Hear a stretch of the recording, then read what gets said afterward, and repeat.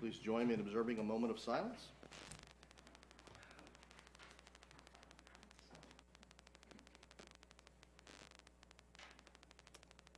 Please stand and join me in the Pledge of Allegiance.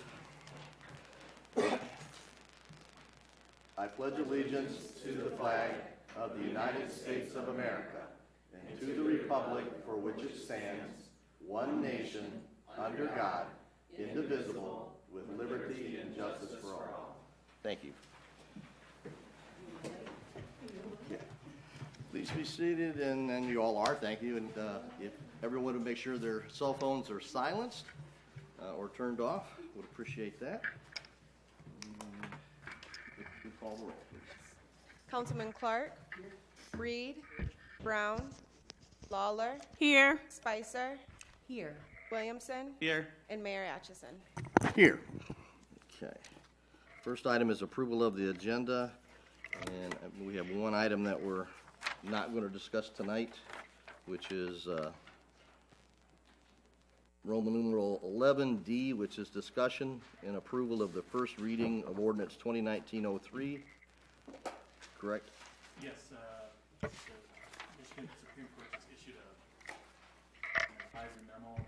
So I'm told, I haven't seen it yet, that will probably affect the language of that ordinance. And so I would just ask that it would come off the agenda until the next regular meeting, which time we'll probably have the amendments that need to be there. Are there any other changes, adjustments to tonight's agenda? If not, if I can have a motion to approve the agenda as amended to remove the one item. So moved. Thank you. All those in favor, say aye. Aye. Aye. Those opposed? Okay, the modified agenda is approved. First item for this evening is proclamation recognizing Albion College's 184th birthday. And this evening we have Dr. Connie Smith with us, the Associate Dean of Students. If you join me at the podium. Appreciate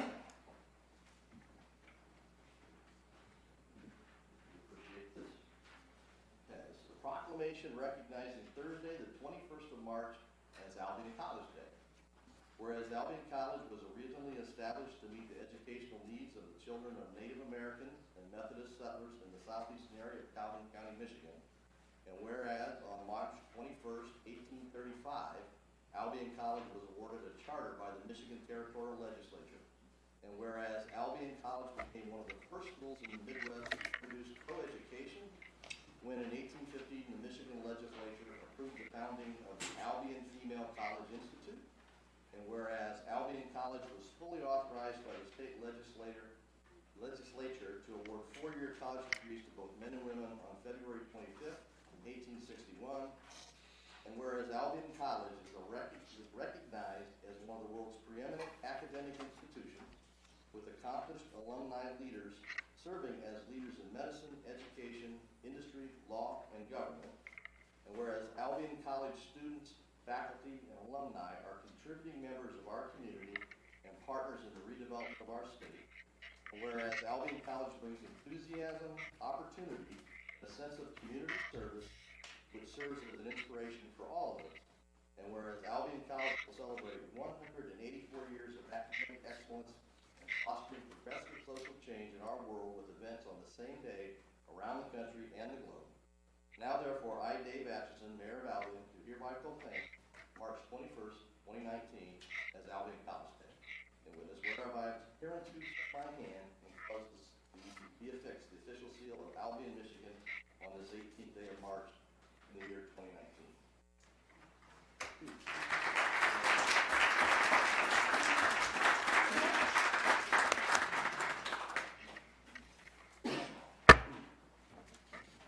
Okay. All right.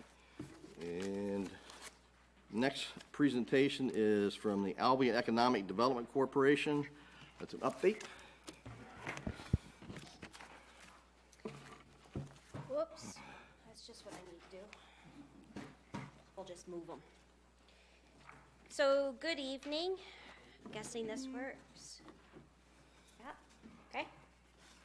So tonight's update is basically a modified version of the one that I presented at March 7th economic forecast for those of you that weren't able to attend. And it's centered around the strategic direction, the successes of 2018, and also where we're headed in 2019. And I just did something wrong. So I have to use the right, left? Yeah, okay. Now I got it. I won't screw it up again. So the Economic Development Strategic Plan was approved by the EDC Board in the fall of 2017. The plan followed after the comprehensive rewrite in 2017 and included a steering committee that represented various areas of the city, the businesses, the residents, and community boards and council. The 7 goals you see on the screen ahead have several strategies under them that either are claimed, sponsored, or endorsed by the EDC. Many of the strategies fall in line with our mission, are naturally claimed as one of our own strategies. However, a few of them require other community champions to claim the lead role, and as such, the EDC either acts as a support to that strategy, as a key partner, or endorses it as important, but it doesn't really fit within our wheelhouse to take an active role. I would encourage each of you to take the time to go out and look at the full report, understand the strategies, and the outcomes that we're wishing to accomplish. It will be on our website after our website is revamped, which will be very soon. But in the meantime, if you'd like a full copy, you can contact our office and we'd be happy to get it for you. So we want to take a minute and celebrate some of the wins that we had in 2018. Often we move on to the next project and don't even take time to celebrate. American Colloid, or the Minerals Technology, Inc., was one that came before this body. This location was at real risk of closing due to the facility being at the end of the life cycle. The city, the EDC, the land bank, and the company worked together to find a win-win so that the community could, in the end, agree to rebuild here and invest $8.6 million and retain 11 jobs. Sinclair Designs was also presented to this body. This company started and grew in the incubator, the Albion Business Incubator. And that environment is designed to grow young companies until they're able and stable to go out on their own with bricks and mortar. Graduation for a company is typically when they move out into their own facility. For this company, it wasn't that typical, and they instead acquired the facility to grow locally. 2018 also saw some other successes. With the city adopting the medical marijuana for processing, testing, transport, growing, and provisioning, we saw 3 sites in the Albion Industrial Park get sold. So we had 3 lot sales, plus a shuttered facility that located at 930 Elliott was also sold for processing and production. In all, we had about 9 different medical marijuana prospects that we worked with, in addition to the ones that I've listed as successes up above. Project Tiger and Project Blue are 2 examples of projects that we have to give code names to protect the information and the project from being exposed and thus the company not trusting us to move forward. Project Blue ended up being closed due to the site that they were looking at. Actually, when they were in China getting approval from their parent company to buy the site, it was purchased, and that was 930 Elliott. So that we no longer had a site that could house the 146 jobs and the $14 million of investment. Project Tiger is existing today. It's active. It changes every minute. It changes before I came to this meeting tonight. But right now, today, this minute, we're looking at about a 600,000 square foot facility and 225 jobs. We continue to see a lot of activity in the solar farm prospect area. We've got 5 that we're currently working with and are at various stages. Workforce is also a priority for the EDC. Last year, we hosted 1 job fair in addition to partnering with Clemens Group out of Coldwater on another. For the one that we hosted, we had 30 employers participate and 85 job seekers. We did a survey at the end to figure out what the impact was, and out of that, the surveys that we got back, we ascertained that there was 36 interviews and 13 job offers resulting from that event. Workforce doesn't end with job and prep fairs. We still needed to take more of a proactive approach. In the fall, Austin Thielman, our Vista, joined EDC and started Jobs Monday. It's a job posting that's updated every Monday on Facebook and includes all the local positions that are open today here. We also have worked with a number of companies to do resume searches on mytalent.org. This site is available to all companies, but sometimes companies just don't have the time or the skill set to really do that deep dive. So we match skills and critical skills with available resumes that are willing to work in this area. Through prep fairs, we've realized that barrier navigation continues to be an issue, helping job seekers understand childcare, transportation, and other things that might prohibit them from starting or working a job. So we work with our workforce partners, particularly Michigan Works, to make sure we're meeting the needs of our community. And then also included under workforce is our entrepreneurial series. So that includes the business counseling that we offer free one-on-one through the SBDC, the Small Business Development Center, as well as the workshops and roundtables. We're currently in the midst of the 2019 entrepreneurial series and have 8 more events that are scheduled to happen before the end of June.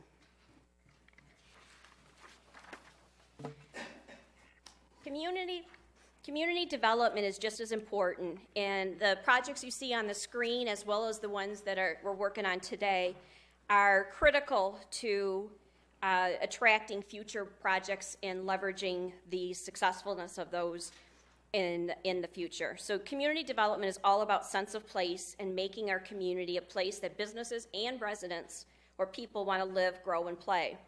Creating a densely populated downtown that is thriving and attracting people that want to buy houses makes it attracting a developer to build those houses that much easier.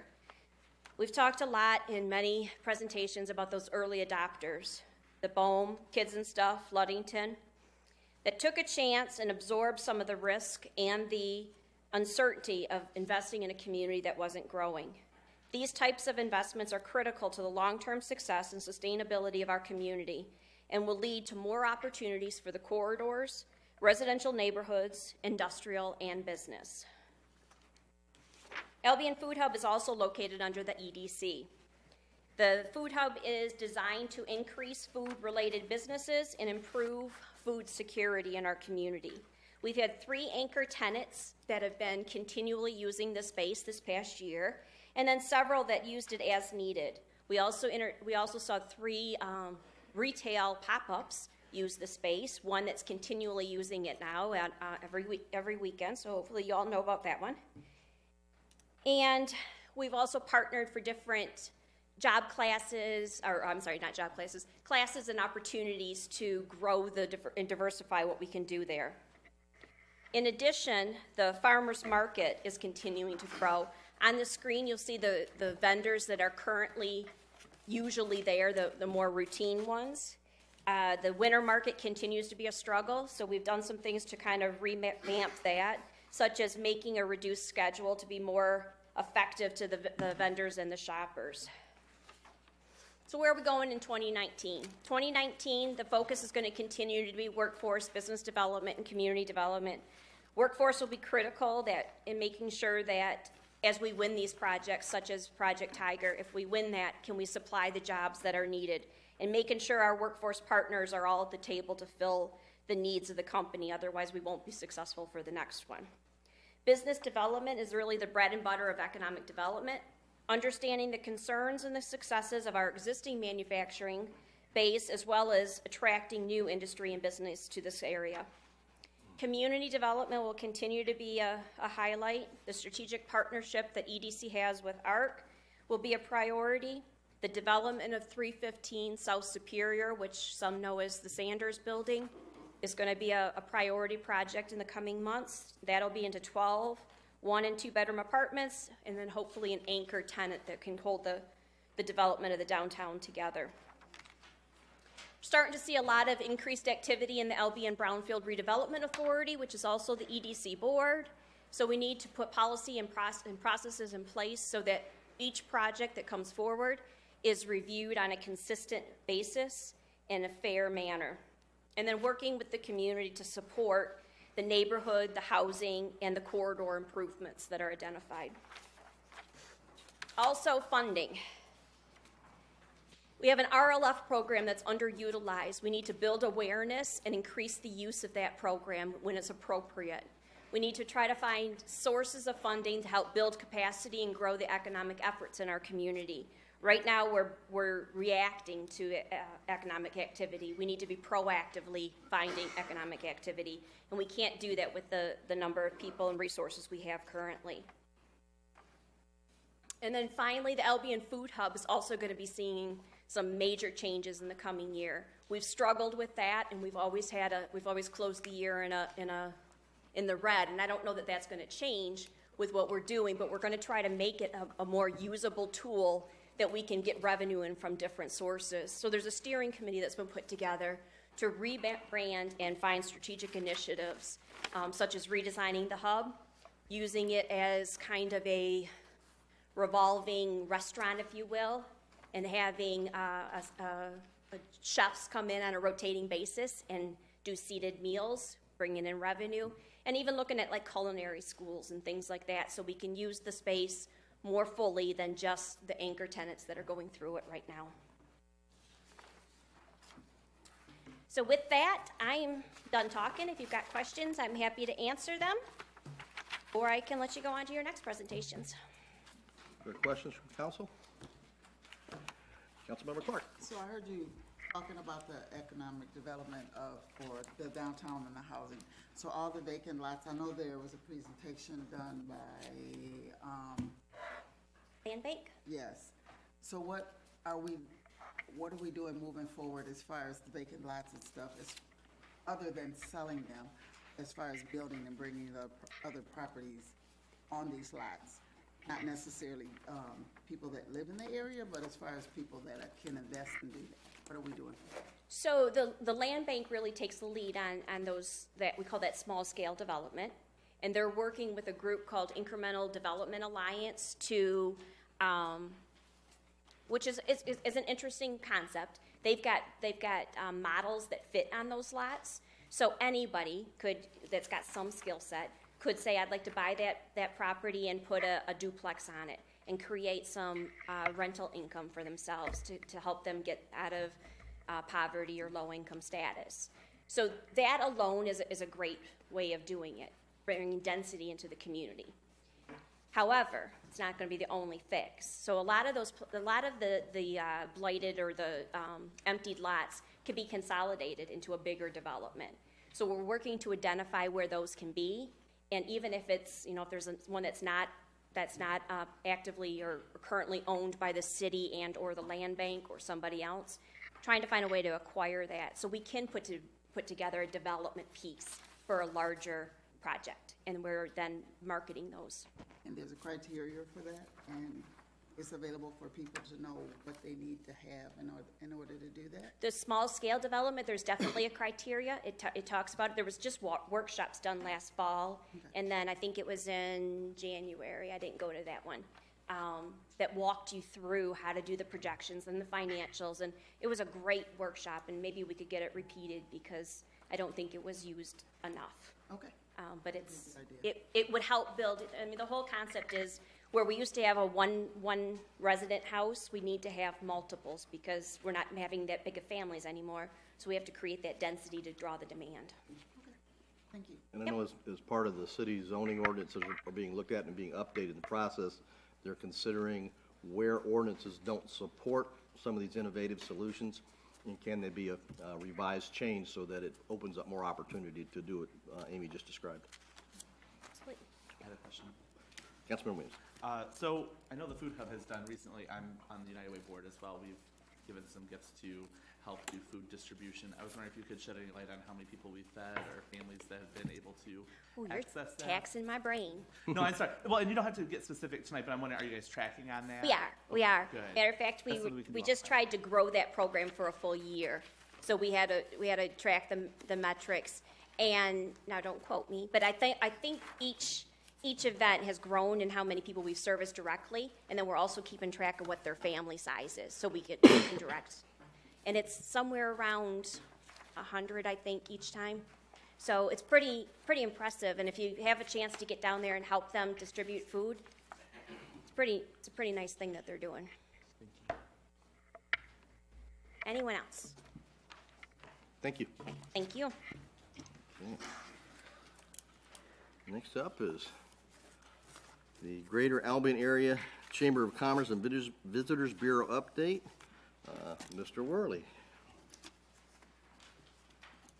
Good evening, Mayor and Council. Thanks for having me here tonight. I appreciate the invitation extended by the Mayor to give this presentation for those who weren't able to make it to the last time we did this. The previous time we did this, I had literally an hour before the presentation gotten back from a tourism conference up in Traverse City, where the same conference last year, they really struck on outdoor recreation being a driving force for getting people into a community. And this last conference, they echoed that same sentiment. Especially in Michigan, they said that this is what's getting people out. This is what's getting people to visit small communities. If you have trails, lakes, rivers, parks, whatever it may be, people are coming out for that. So driving the tourism to the Albion area through outdoor recreation, it's what makes the most sense for our area, but we're really looking to find that one thing that's really going to drive some people to Albion. So Albion's assets, we have the infrastructure in place for this already. We've got the Kalamazoo River running almost directly underneath us right now. We've got 5 trails, including 3 major ones that are either statewide or national trail. The Iron Bell Trail going from Iron Mountain to Belle Isle, the Great Lake to Lake Trail going from Port Huron to, I can't think of the name of it, over in Lake Michigan, but it stretches from Lake Huron to Lake Michigan, and then the North Country Trail, which stretches from, I think it now just got extended to Vermont all the way to North Dakota. So those 3 major trail systems come right through Albion, right outside our front door right here at City Hall. So we've got the equestrian center that's underutilized through the college, and we've got 17 parks totaling 90 acres, which last time I checked, that's either the most per capita in the state or the country, some people have said. We've got a lot of parks, and I don't think we're utilizing them properly. So why outdoor recreation? 63% of Michigan residents participate in outdoor recreation each year to some effect. This is a picture taken last year during the, I think it was the Labor Day walk. We went from Victory Park to Holland Park. It promotes a healthy lifestyle. It contributes to a higher quality of life. People have said in studies that they feel better when they get outside. They feel better when they're breathing fresh air, they're walking with their family, they're on the river, they're hiking, whatever it may be. It just makes them feel better. And it's the biggest draw for the millennial generation, which is currently the largest percentage of the population, if you were to chop it up into a pie chart, to visit an area. Like myself, millennials don't have a lot of expendable income. We're kind of broke. Thank you, college. So it's really easy to put on some hiking boots and get outside. It's really easy to go for a walk in the park. It's really easy to get outside and play with your kids in these areas. So we have all this infrastructure in place. The only thing we need to do is just put some signage out, get some boat launch materials out there, advertise it, make sure we're in all the right publications, make sure that we're online resources, in magazines. So we've got the bulk of it. The hard part is getting the trails, getting the river, getting all these things in place, having parks. We have those. It's just we need to toot our own horn a little better and let people know that we are this outdoor recreation destination. So the economic impact is kind of the theme of the presentations tonight. For the economic sector, you can see that outdoor recreation is the 4th largest as far as annual consumer spending, ranking only behind hospital care, outpatient health care, and financial services and insurance.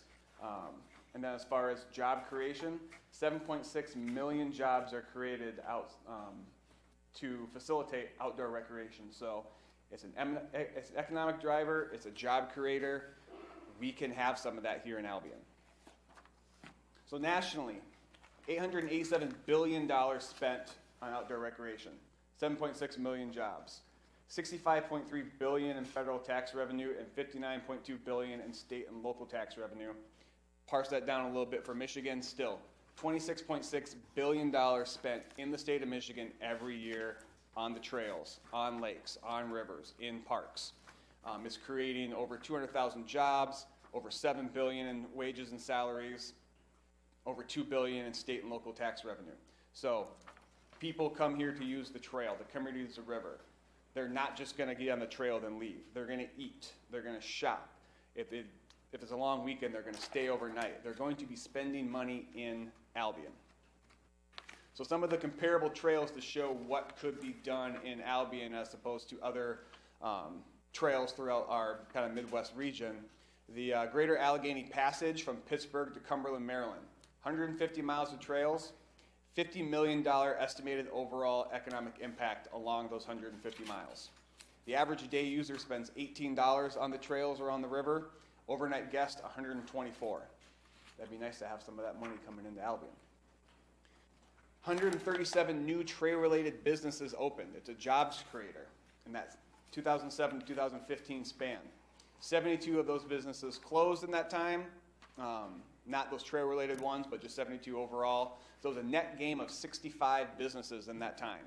270 new jobs created. We have people that want to work here in Albion. These are some jobs that are very easy to get into. Anyone can drive a livery for canoe rentals. Anyone can man a desk to sell boot laces for their hiking boots. Sell camelbacks for people on the trails. The estimated sales driven by the trail traffic in 2008, 25% of the sales were related to trail usage.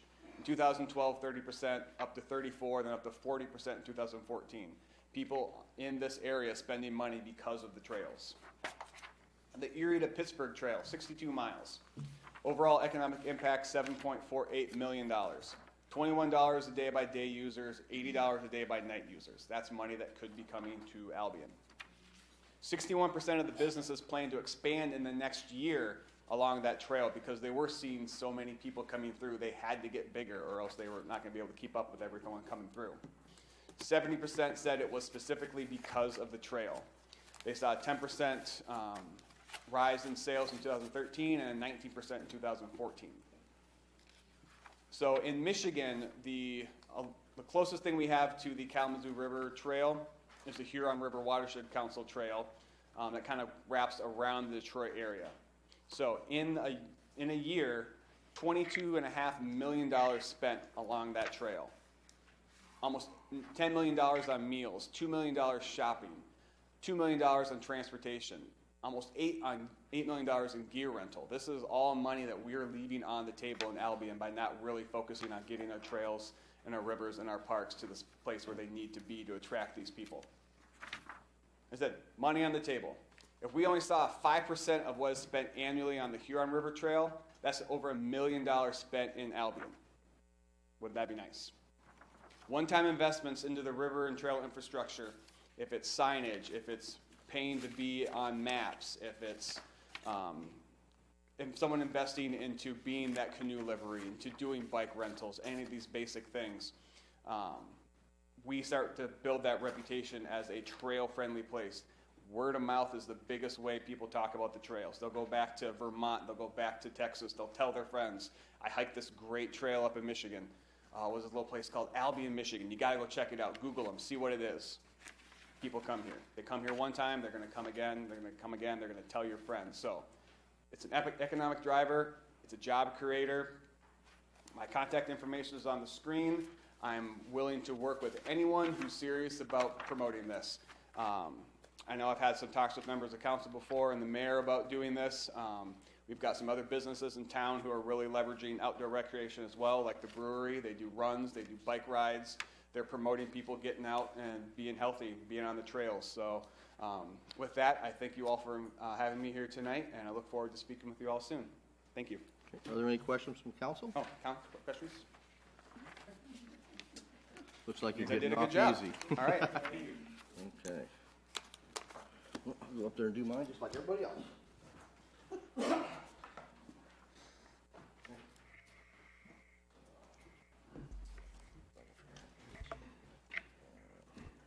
Okay, so I'm going to talk about community economic development in the future, and down in the lower left-hand corner, our future is looking pretty bright. We have lots of stuff going on. So community economic development, a partnership between an engaged community, and you're all a great example of that. You're here tonight. And we appreciate that, but there's so many people in Albion. It is one of the things that does make Albion unique. that stand up, get involved, volunteer their time, their effort. They contribute to lots of charities, and they do things in the community. And people are not shy of speaking up with what they see the needs are and what the gaps are, and that's a very good thing.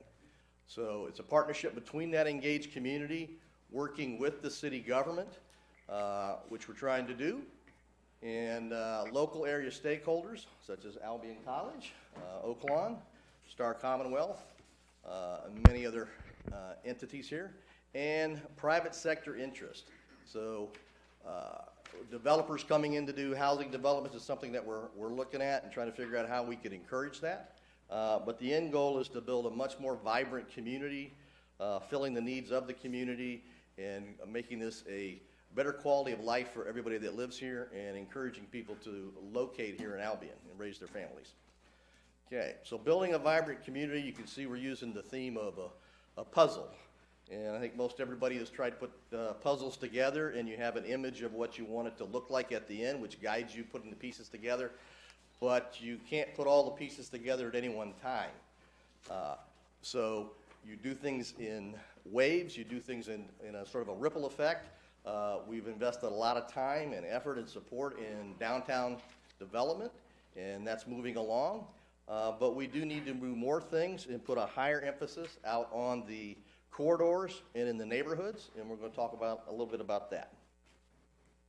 Okay, we are putting the pieces together. As I said, downtown renovation, there's some milestones and things that have happened which are very positive for the community. Those are things that outside investors look at, and it is a source of aiding and recruiting people. They can see things happening. The healthcare services, which are critical to the community. February 11th, Oak Lawn opened their clinic over at Munger Place in conjunction with Albion College, and that is supporting the community as well. And Calhoun County Health Department already is a presence here, but they're looking at expanding that and providing more services to the community here. In infrastructure, you can see a list of things that have been accomplished. Housing, the Peabody Lofts apartments, but the overall plan for downtown is somewhere over 50 apartments planned down there. And as I said, we're looking at other methods to bring more people in for housing developments. One of the things, you always have obstacles to trying to accomplish things and get momentum going. The EDC is working on that, and they're looking at what things we're having issues with, along with Project Rising Tide being achieving status of redevelopment ready city, or RRC certification, is very close. One of the things, the longest lead items yet to finish is the rewrite of the zoning ordinance, and that should be accomplished here in the next couple months. But there is a countywide gap, capacity gap, for permits and getting the needed inspections. And so looking at how we can address that and trying to come up with some innovative solutions for that. The County Land Bank is working with us how to prioritize some improvements. They worked with Chemical Bank and Homestead Bank looking up for innovative ways for mortgages. One of the processes they're putting in place is to pre-certify people that are looking at purchasing the homes from the land, or property from the land bank, to know exactly when they go to look at what's available, what they qualify for, which includes the dollars required to bring it back up to code to make it safe and habitable. So that'll streamline that. And Chemical Bank has come up with a mortgage product that's going to be more flexible, and so we think that's going to also increase the number of people buying houses here from the land bank and refurbishing them. And as I said, the zoning ordinance update. Some of the requirements and limitations don't lend itself to some of the more creative small house solutions, so looking at changing some of that. And again, emphasizing the gateway economic development, putting a higher priority on that. So we're looking at putting in place and taking a look at what it would take to do, what are the projects along the corridors, identifying those, and we have a subcommittee that's getting started on that, and they'll pull some information together, talk with the members of the community, businesses and residents in both of those corridors, and come back and brief the city council so we can make a decision whether or not we want to go forward with that. And then Neighborhood Improvement Authority, Art Kale and I from Homer met with the city manager, Marshall. They're putting this in place, and they're using this to entice a housing development. developer to come in and build a housing development over in Marshall. I think you're looking at a couple of different areas. And so that's something that we're going to look at too and see if it makes sense for us. Okay, and then as I found out, Residential Improvement Authority, that was something that I misunderstood, so that really does not apply. Doesn't exist. Okay, other items that we need to do to build the community as we move forward. Expanding Albion's appeal. You heard Eric talk about the tourism. We have things going with Councilmember Reed in Holland Park with the pavilion. Calhoun County Transportation Planning, cross-county transportation. We're putting a effort into that and to see what we can do to facilitate that. The expansion of the trails and the beeping of the chief's phone. And encouraging new dining and entertainment options. Amy touched on that as well. Some of the other things that we need to deal with is gaps in childcare, youth employment, and possibly a youth leadership council. It's something that Albion had in the years past. Some of the other cities here in Michigan have that. And so we're going to put together panels to look at those, see what can be done, how to get a little bit more creative, and hopefully bring those to fruition. Okay. All right. So this, I think, is one of the key elements for moving Albion forward, is restoring the public trust. There's 4 things that go into that. Putting a greater emphasis on transparency and accountability and integrity. But above all else, communication. Communicating what we're doing, why we're doing it, how we're doing it.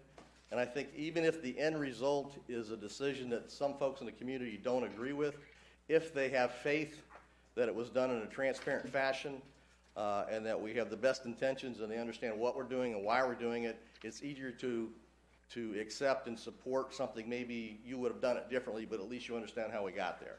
So that's something that I think is critical to moving Albion forward. So with that, if there's any questions, I'll take those. Does council have questions? Okay.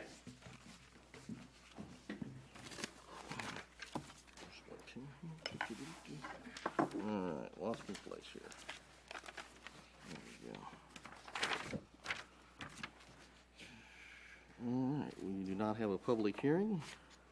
Next session is public comments, people addressing the council. This is on agenda items. You have 3 minutes. Ask that you be respectful, and those present be respectful of the speaker. And if there are public comments, please come forward.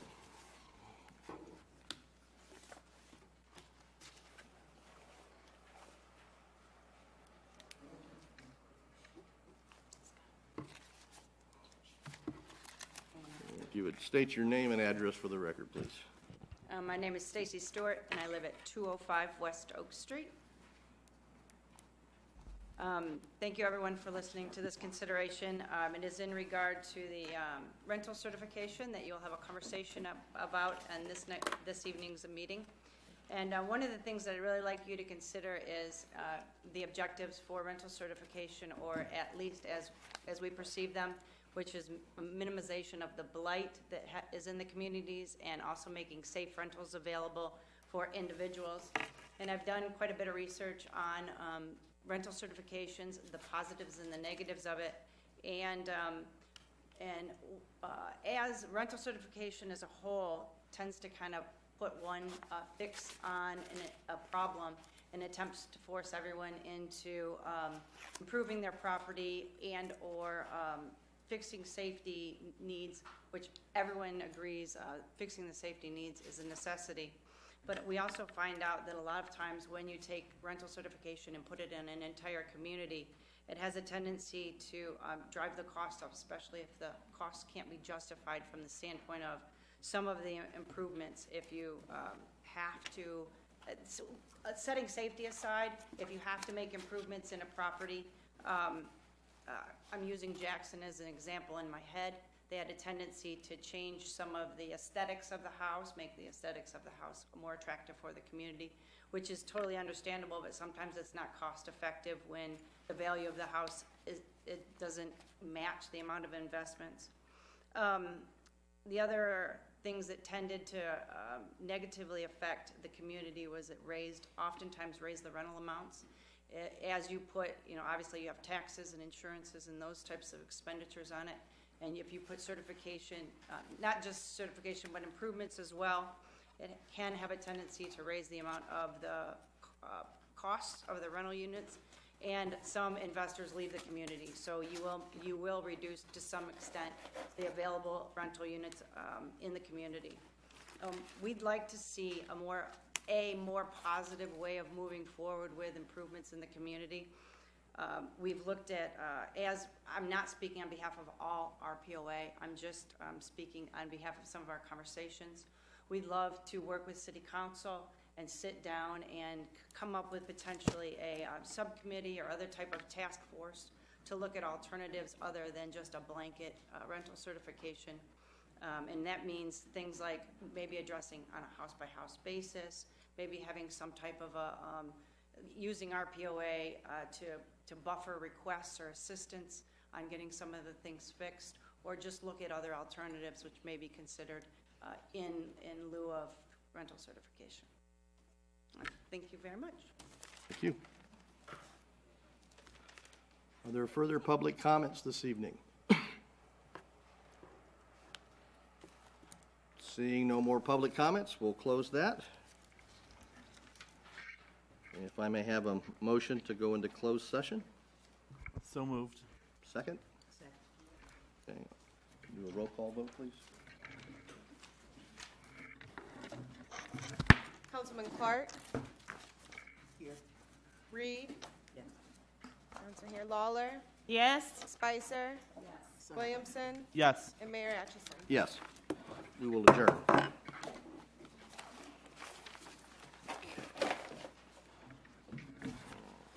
was my fire pager, not my phone. Okay. I got the person right. Yeah. Fire one.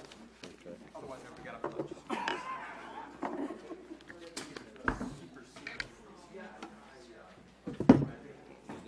This.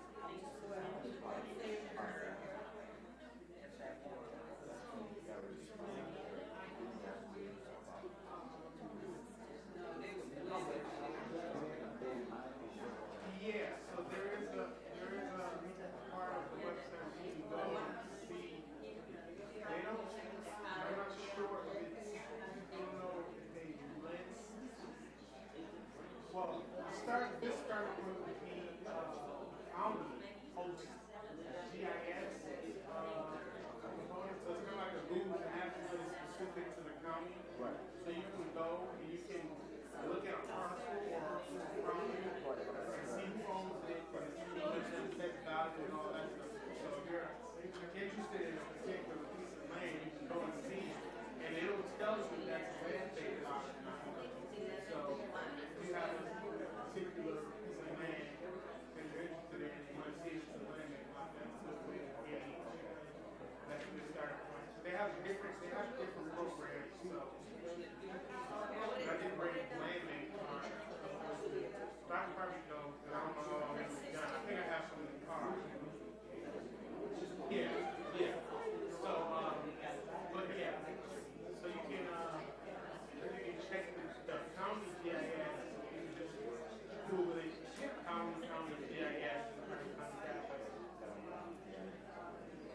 Like I said, you can just go zoom in, it's like a Google map, and zoom into the city of Albion, and you can highlight and search the over any property, so let you know who owns it, the assessed value and all that.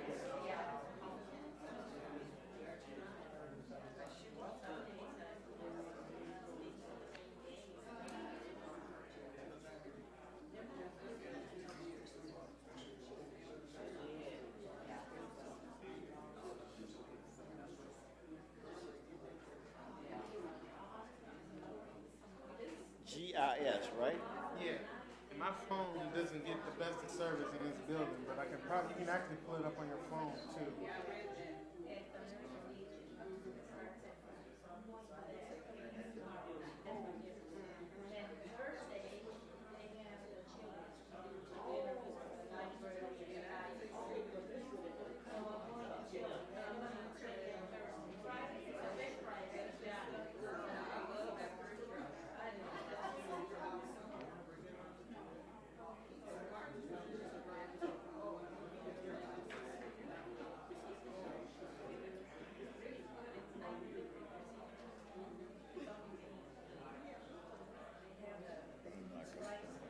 But anyway, I'll look at that. Yeah. Thank you. That's But yeah, that's a good starting point, so you can actually see, like I said, you can see people. Like I said, the land bank, and also by going to the land bank, I'll run down this when I'm done talking to you and grab some cards. But the land bank has different programs for depending on what you want to do with the property. So if it's an adjacent lot to a property you own and that you're current on taxes and whatnot, they'll allow you to pretty much adopt that lot next to you, so you can use it for, you'll be responsible for maintaining it, but you can also use it for like if you want to do a cookout or something. Just in general. Okay. You can't erect anything on the property. Right. But you can use it as like general green space that's adjacent to your lot. So that's one program. How about if you want to purchase it? If you want big, you can purchase lots from the land bank. If it's recently come down through the grant that we're doing now for demolition, I believe it's held up. It's a stipulation in that funding where they have to hold it for a while. So if it's come down with that, and it's been, I believe, within a year, they might not be able to hand it over yet. But depending on when it came down and whatnot, you'll be able to adopt, they sell, and I believe that market value. It depends on the size. Right. of the lot. I remember them talking about it at one time here, but I wasn't able to make the meeting on the other night. But I said, I just had to get over there and check it out. Well, this is a good start. Yeah. So yeah, like I said, if you go in there, the GIS component, that'll allow you to at least get your bearings about, What's out there? yeah, who owns it. Right. Okay. Good. Yeah. So let me run and see if I have any. Okay. All right. Okay.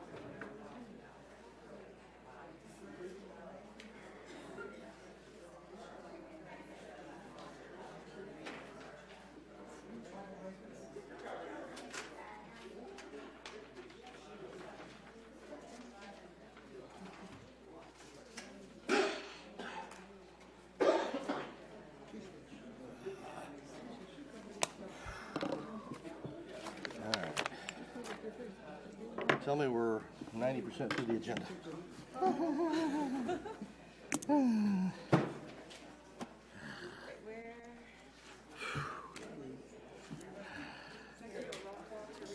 Yes, as soon as we get Shane and the attorney in.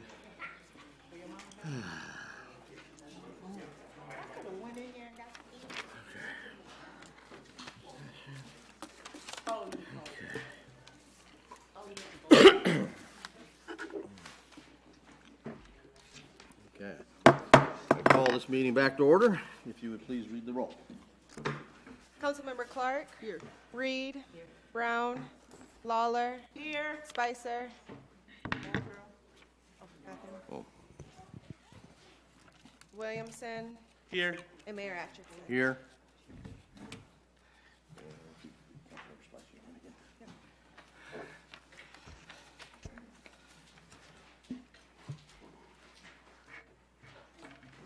And Councilmember Spicer. Here. Okay, we're now back in session. All right. Next item on the agenda is the consent calendar. Approval of special session meetings for March 1st, 2019, and approval of regular session minutes March 4th, 2019. And assembly permit for Grace Temple Church for Victory Park on May 18th and the 19th of this year, 2019. May I have a motion to approve? Okay, moved and seconded. All those in favor say aye. Aye. Aye. Okay. Items for individual discussion. Discussion action on the city manager's contract. Okay. So, is there a motion? I move to terminate the contract for cause. Okay, is there a second? Seconded. Okay, is there discussion? I didn't hear him, I was turning to. Okay. Would you restate I your said I motion? move to terminate the manager's contract for cause. And I seconded. So, is there discussion? I'll just plainly say that I think that, the time has come to do that, based on all the things we discussed in closed session. I fully support doing that. Thank you. Okay. So, we have advice from the attorneys, and if we can have our labor attorney sum up what the advice is a part of the discussion. At the podium, please.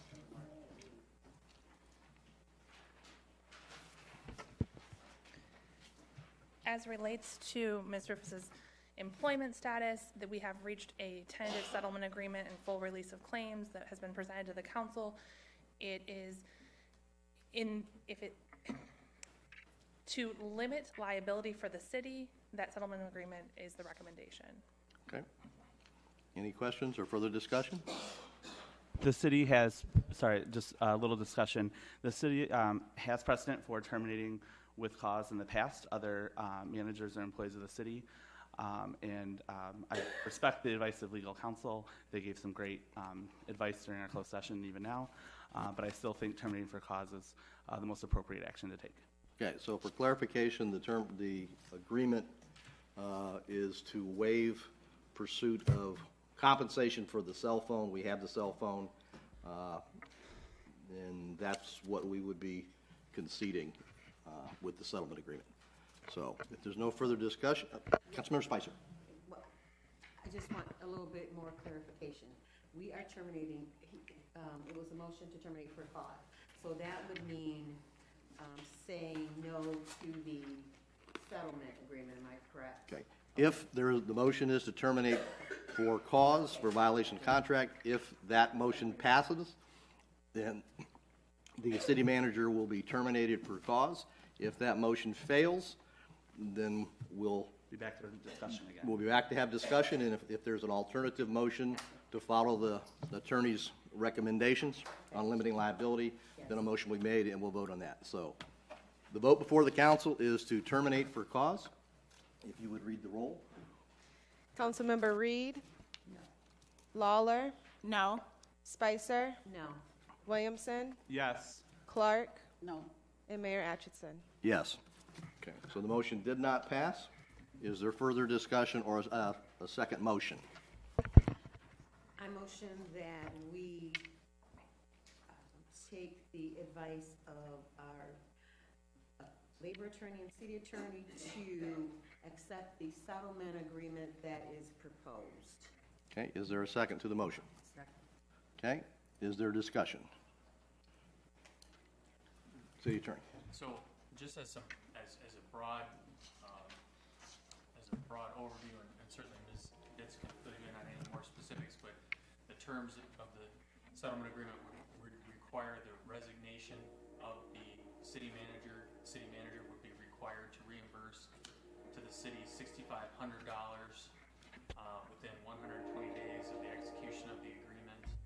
The city would be waiving collection of the city cell phone that we have recovered and have in our possession, and it would be a full release of any and all claims by the manager against the city. Any further questions or discussion? I just want to, I know that I probably will be in the minority on this vote, but I do thank the attorneys for working on this resolution to this matter. As a matter of just being on record for this, I think that while we get released from litigation at the moment, I still think that it is, I think that this is just ill-advised, ill-conceived. I think this sends a message to others in the city who work here at City Hall. I think it sends a message to our constituents who will FOIA and then see the agreement that we are letting things go. Councilmember Reed? I would say my feelings about it is I would just like to see her tenure here done and over with. But as far as her being able to come back on the city with charges and things like that, that's just going to drag it on. I don't want to see that. I want to see her just go. Councilmember Spicer? I think I'm just going to echo what Councilwoman Reed said, in that I think that the city and our city staff have endured this situation long enough, and I think that we have allowed her no recourse with this agreement to come back on the city in any way, and I would certainly like to see the city move forward into more productive state. No further discussion? Call the roll. Councilmember Lawler, Yes. Spicer, Yes. Williamson, No. Clark, Yes. Reed, Yes. and Mayor Atchison. No. Motion carries. Next item is discussion action on interim city manager. Okay. So we have agreed to accept the city manager's resignation. So we need to move forward. At some point, we'll be needing to find a new city manager, and in the interim, and this, I think, typically has taken the city measured in months, not weeks. So I don't assume it's going to be any shorter this time.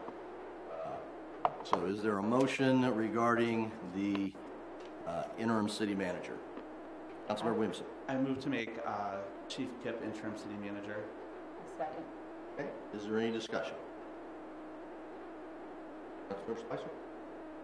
Yes. I guess I would like for our labor attorney to speak to that, because she had a comment for last meeting regarding the interim city manager position and how she felt we might move forward or proceed. So if we could have her speak to that. Steve. So what I shared previously is that the city's interest in, once again, limiting liability is protected by having someone separate in the role. Given the fact that you could have an employee who has one employment status and then also the city manager status, if council takes action against that employee in the city manager status, and there is not action taken reciprocally for the other employment role, that would be a claim that that employee has. So I want to make sure the city is aware of that. If there is any opportunity or potential for retaliatory or whistleblower claim of that nature, I just want the city to be aware of that. If you take action against an employee who's serving in 2 roles, and you take action as a council against that employee in this acting or interim city manager role without substantiation, and that employee is not also, there's not substantiation to remove that employee from another role, that would be a claim that that employee then has, that they have been had adverse treatment. So I want to be clear with that. And so to be clear, so if someone on council, so hypothetically, this is the city manager role, let's say the interim city manager may be being harassed by members of council and they removed, you would then have a lawsuit, right? Correct. I am concerned that if council takes action against someone acting in an acting or interim city manager role, that is unsubstantiated, there's no substantiation to that, then that individual may have a claim, and you are going to have more proof of that if there's no action taken against that employee because there's not substantiation in their other role. Because council cannot take a role as to an employee's status outside of the city manager. Council only has a role as to city manager's employment status, not anyone who has an independent contract with the city and or who is under collective bargaining agreement. That falls either under the collective bargaining agreement or that independent contract with the city manager. Okay, point of clarification then. Has there been any substantiation of any claims with the current acting city manager? No. So there have been no substantiation of any claims that have been made? Not that I'm aware of. Thank you. And this is not a new precedent, this is not a new issue.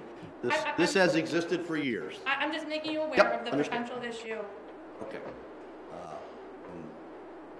Councilmember Spicer, did you have a comment? Well, yeah, I guess I just should, attorney just said that basically the, interim city manager position, there wasn't any substantiated claim. Do we, is there potential, do you know? I don't know, that's why I said not to my knowledge. Not, you know, okay, thank you. I will say that I have thought about what alternatives the city might pursue. MML, Michigan Municipal League, does have some people that they list that are available as interim city managers, but I would caution that and I would invite all other council members to go look at those folks, their resume, and what they're interested in doing, which is essentially part-time work without relocating to Albion, and I can certainly understand that. And that's what has convinced me at this point. We would have to put out an announcement, and we would have to go through some type of interview process to hire an external person to come in to be city manager. So I think that at this point, the only options that we have are, really the only option I see that we have is to pick a current city employee and have that individual serve as the interim city manager. If at some point we find a better solution, whether that's through MML or advertise for something else, we certainly have within our discretion to say, okay, the city council has found another alternative and we're going to pursue that. But we need to have an interim city manager, and I don't see there's any other option. If somebody else on councils can see another option other than having a current city employee serve in that role. I may want to just rephrase that just a little bit, Mr. Mayor. Not only that, I would not want to leave this as like an other option situation, but someone who has an outstanding tenure of service to the city, who has fulfilled this role several times in the past, who has carried the city through interim periods between many managers, and who continues to serve without any sort of substantiated claims brought to the council or otherwise. So I just, instead of framing it as like this is our only option, we have a great option right here, right now. I understand it. My point is, if the city decided for the reasons stated to not have the acting city manager continue serving, I don't know what else we'd do. Pick another city employee, which we'd have the same predicament. I want to be clear, it relates to no particular employee. Okay. It's just that Thank you. the council is addressing 2 aspects of employment. Right. And just one last comment on yours, I would echo that Chief Kipp has done this multiple times. He's always done a fine job from everything I've heard and seen. So, Councilmember Lawler. Thank you, Mayor. I just want to add that last time that we chose, we posted the job.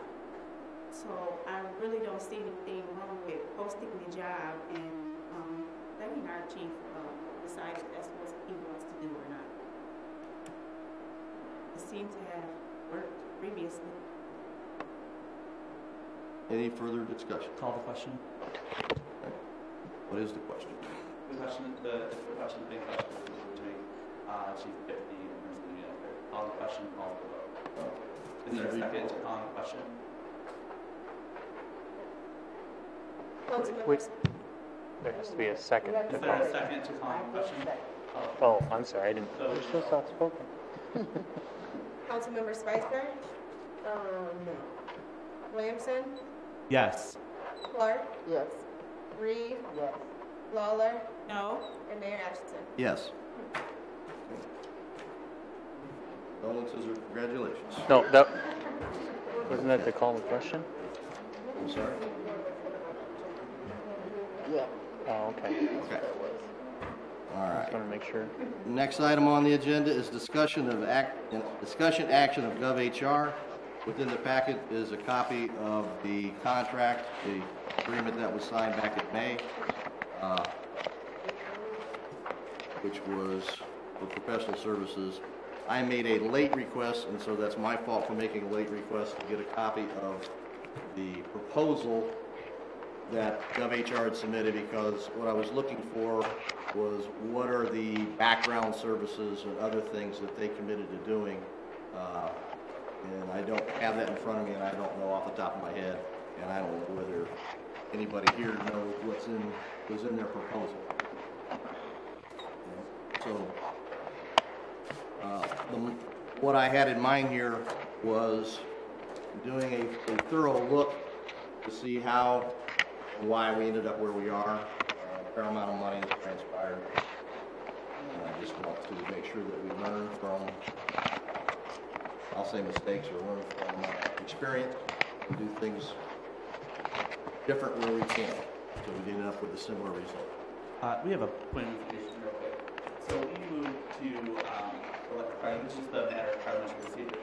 We seem to have a couple parliamentarians in the gallery this evening. When you call the question, you vote on voting, and then you vote.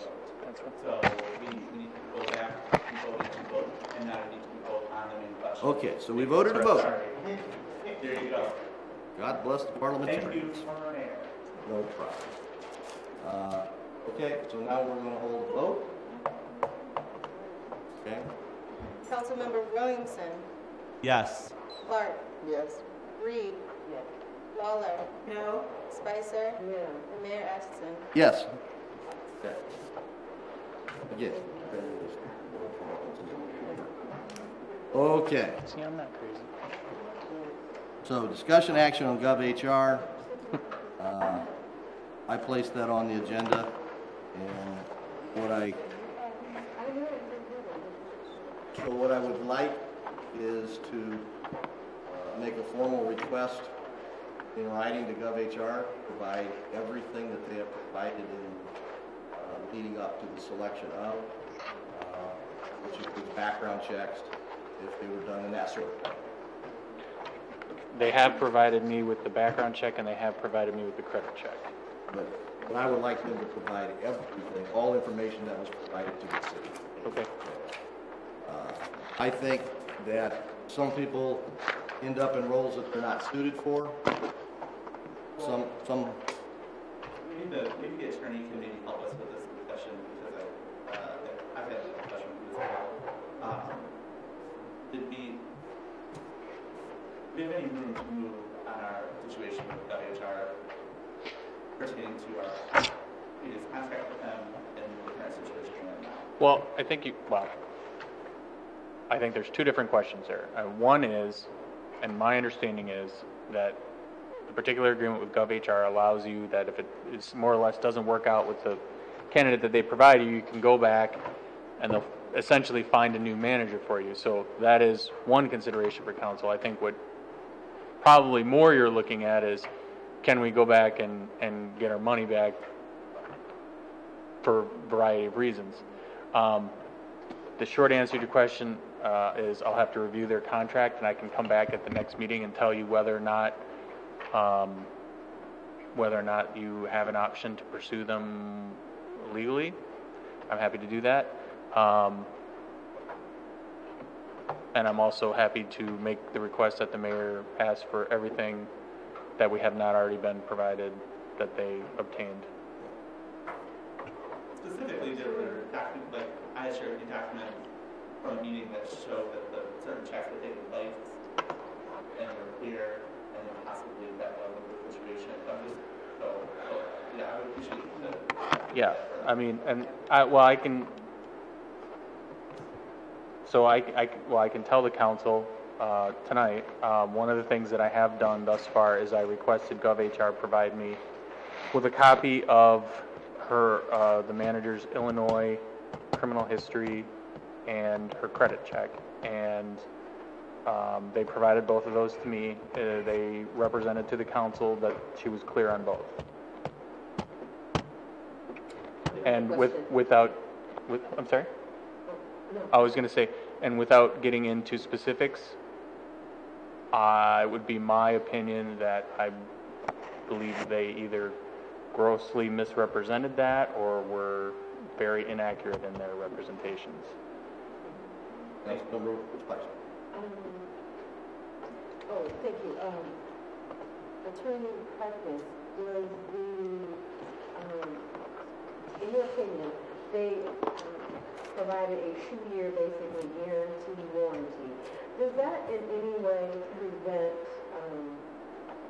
I guess I want to say, give them covering for any type of litigation? I mean, it's kind of like if you buy a car and you get and as a warranty of 2 years and the transmission falls out, then you take it back to the dealership and everything. So, I mean, can you speak to how that and actually, might work? I think that's actually something that I will bring back to you at the next meeting. I'll actually probably prepare a memo for council because actually Councilwoman Clark has my copy of the contract right now. But that's something I'd want to look at this in detail and bring that back to you at the next meeting if that's okay. Okay, because I was just thinking, it seems like it appears to be a covering for them for a situation such as this, and I was just wondering what was your opinion? So absolutely, and I will certainly address that. Thank you. And I think it's important we get those answers because we're going to have to go pursue a new city manager, and there would be certain fiscal advantages that they would waive I think it's a $14,000 fee.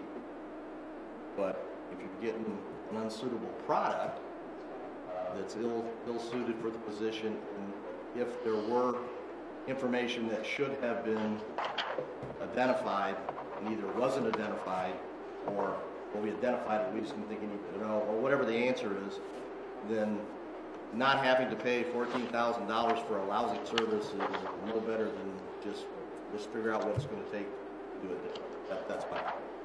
Okay. One more point there. Thank you. I just think that, I think that they did do a community gathering as well as interviews with each council member, which I understand was never done by anyone else. So I think that it is definitely worth exploring and seeing what our option is with regard to HR and what they did to us. Thank you. So, action would be to table this until we have information from our city attorney. Yep, I'll have something for you at the next meeting. Okay. Motion to table it? No, it was discussion action.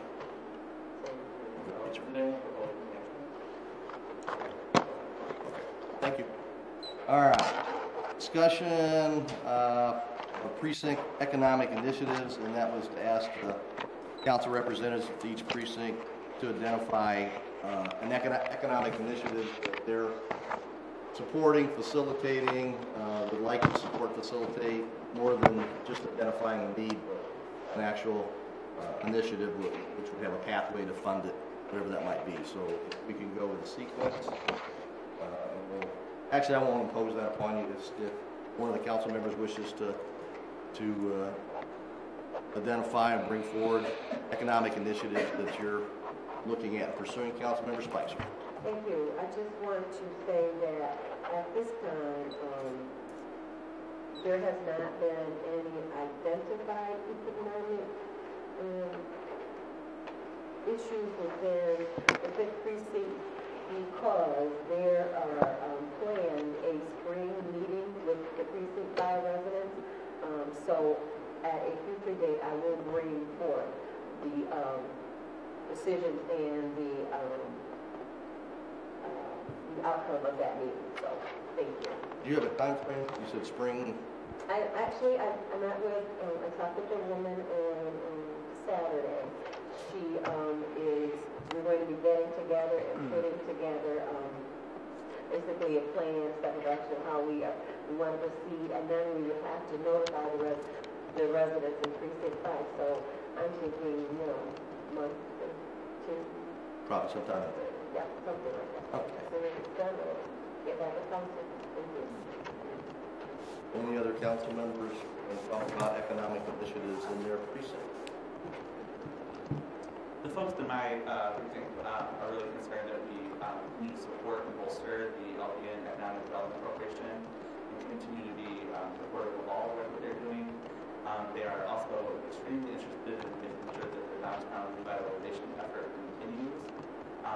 Furthermore, there is a very large concern over senior housing that may or may not be able to be, and I think it could be someone else's, but there's a demand for it, meaning about it. And so I know that folks in 6 would like to see that to be a continued discussion. It would be nice for folks who have lived here for a long time to be able to retire here and take older, adult-friendly places to live. I think that's something that we need to care about, recognizing that one of the best growing populations in Michigan and compounding with individuals over the age of 85, which is projected to triple by 2030. So just keeping in mind that we do have an aging population in Albion, as well as a nice, robust young group for a big crowd too. That is a concern. I think that's one of the reasons Councilman Williamson are looking at a neighborhood improvement authority, thinking that the one presentation by Mr. DeMark Construction was targeted at that. If we go forward with that, this may be a tool that would facilitate that. Okay. Any other council members want to talk about economic initiatives in your precinct? Councilmember Lawler. Thank you, Mayor. I just want to make a few comments about Fourth Precinct. We are extremely happy about the Oakland Clinic that is in Fourth Precinct. I've been invited to a couple meetings and had a couple tours, and I plan to welcome them to Fourth Precinct and let them know that we truly appreciate it. We are also interested in senior housing. Right now, I may have like one person that, one or two people that I'm discussing, possibly the Union Steel property. I got an email about it the other day about how horrible it looks. So, if we can get that torn down and possibly get someone to put something there that would generate funds or revenues for the city of Albion, please let me know. Thank you. Councilmember Reed. I'm on the land bank, and I think what people don't understand is that it takes a lot of money to do buildings like that because of all the stuff that's in them. You got asbestos in them, you got RCD, you got a bunch of stuff in them. The land bank is planning on doing something about that building, but they cannot do it until they raise all the money for it. They're even saying with the DEQ or whatever the thing is that regulates the fixing of buildings like that. There's even some buildings that you have to completely cover to take them down. And that's what they're finding with that building. It's got so much That's business. stuff in it, yeah. Until they just can't go take it down. They've got to wait. And when you're talking about $147,000, you have to wait until you get that money. The state just got handed out. And so the land bank is working on removing that building, but it's gonna have to take money to do it. Councilman Malone? Thank you, Mayor. I do understand that it does take a lot of funds to possibly tear down Union Steel, but if we get some good hands together and collaborate with a couple either entities or someone that is interested in helping, because I will be out speaking about this building, surrounding businesses that it may look tacky for people coming in and out of their businesses. So I will be out there and just talking to people, and I may even be out talking to neighboring communities that may try to help us. So if we can get a collaboration, that will be very successful for Precinct 4 in the city of Albion. And it's just if you let the people know it's in the process, because you just can't roll something up there and start tearing stuff down. It's got to be done according to state specs. Okay. Councilmember Clark. Thank you, Mayor. I haven't really received anything from anyone in my precinct as of yet, and because they probably think, well, she's new and she needs to get her feet wet. But I welcome people to contact me either by email or my phone number, because it's listed for any recommendations that they have. But as far as for myself, I am working on a committee with you, Mayor, Right. and Lynn, and we're going to be looking at building some more businesses, maybe down Eaton and Austin Street, and possibly some other avenues. So if anybody in my precinct would like to give me some suggestions, please feel free to contact me. Thank you. Okay. Now, I don't know whether we received anything from Councilmember Brown. I know she had indicated she might send something in. I didn't receive anything, so we'll give it to the one last comment I'd make on this before we move on is we had a very good brief by President of our Chamber of Commerce talking about tourism. Not every precinct has parks, but as Eric also observed, we got a lot of parks and green spaces. And those are things that local communities, neighboring communities can identify what would work for them, but also can serve as a draw to bring people into Albion. And if we can find objectives and initiatives for development in the parks, I think Holland Park is just the gold standard example of what can be done. And that takes a lot of people working at it, but the leadership that Councilmember Reed has demonstrated is something that we can all emulate.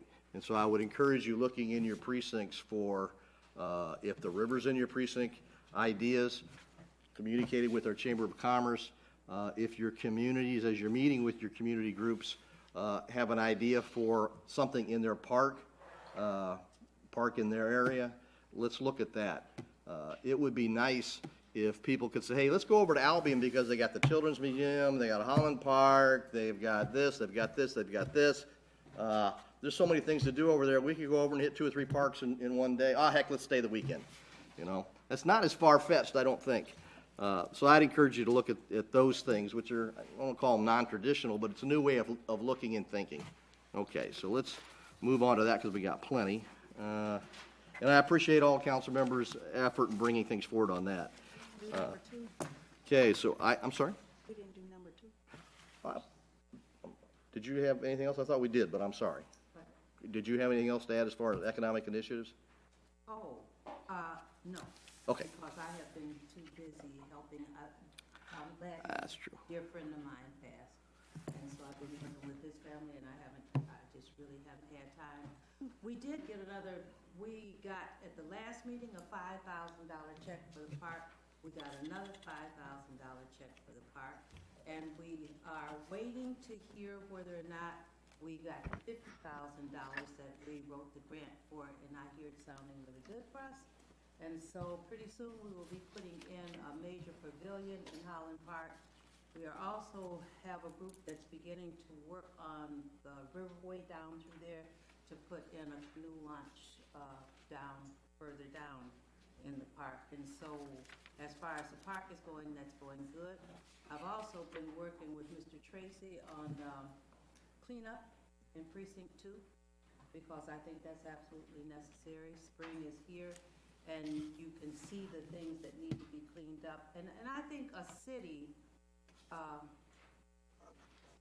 where you don't see junk everywhere, the city should look nice. And so in Precinct 2, that's what we're going to be working on, is cleaning up. I have had people talking to me about leaf pickup, because a lot of people didn't clean along their the street curbway. And so when the snow trucks came, it threw the leaves back up onto their sidewalk. I must say, I did clean mine up. Okay. So I don't have that problem, but I know everybody probably can do that. Okay. And so they've got all of these dirty leaves piled up on their yard now, so I don't know if that's something we might have to look at again, is leaf pickup, or find some way to clean the Okay. leaves up in the So, fall so they're all not right. there when the snow truck. Okay, so that will wrap up precinct economic initiatives. Next item is request approval of designating Kent Phillips as the street administrator, city manager. MDOT requires that the city designate a street administrator to prepare our Act 51 annual village certification report. So we're just requesting that Kent Phillips be designated as a street administrator to deal with that. Okay, is there a motion? So moved. Okay, seconded? Okay, any further discussion? Councilmember Lawler. Thank you, Mayor. How does that work for a, could you tell the public how that works for a person that's in the union with a non-union job? I guess I'd have to ask the city attorney to explain that. Working as a street administrator? Well, she's questioning the union employee working in a non-union position. Well, Acting director. I think it's because it's an acting position. Actually, our labor attorney would be better suited to answer that, but primarily I believe it's because it's an acting position and not a permanent position. Good thing I'm still here. So there was an agreement that was drawn up by the city attorney. I reviewed it, that addresses an employee going back into a union position, addresses the contract provisions that are applicable as well. You guys are in a unique situation right now where you don't have official director or superintendent positions, and you've been without them for several months, unexpectedly as well, with your director retiring unexpectedly in the fall. So you have to find a solution at this point. There was an agreement drawn up for an acting status, so not an interim, but an acting status, where they still retain their union membership pursuant to the terms of their contract as outlined in that agreement. Thank you. So we're clearly within the rules and boundaries and no issues? Okay. If there's no further discussion, all those in favor of designating Kent Phillips as the street administrator, say aye. Aye. Those opposed, say nay. Nay. Okay. The ayes carry. Okay. Next item is request approval resolution number 2019-09 to approve restricted covenant for 507 North Albion Street. I've read through it. I have a general understanding. However, I would appreciate a better brief. So, just in a nutshell, as the council's aware, there's been ongoing environmental remediation efforts by the United States Environmental Protection Agency and the Michigan Department of Environmental Quality as it relates to underground storage tanks that resulted in contamination. There's been cleanup and litigation going on for years. Basically, what a restricted covenant is it limits the city's ability and anyone's ability to do anything, to do certain things with the land. And so what this is we're agreeing that we're not going to allow that land to be used for certain purposes because of that contamination, and until the levels of contamination reach an acceptable amount to have those activities on the property. And essentially, the activities are all dealing with groundwater, so we're not going to there won't be any wells drilled. People won't be taking the water out to use for irrigation or anything else. However, the provision exists that if they do some sampling, that would be permitted. Right, so for example, there's not gonna be wells, but we can't do sampling. Certain structures can't be constructed on the affected area, things of that nature. It's not an uber broad restrictive covenant, but basically they just want the affected areas not to be used until such a time when the contaminants are at a safe level. Okay. Any further? So that just does this for 507 North Albion. Okay, are there any further questions or discussion? If you would call the roll, please.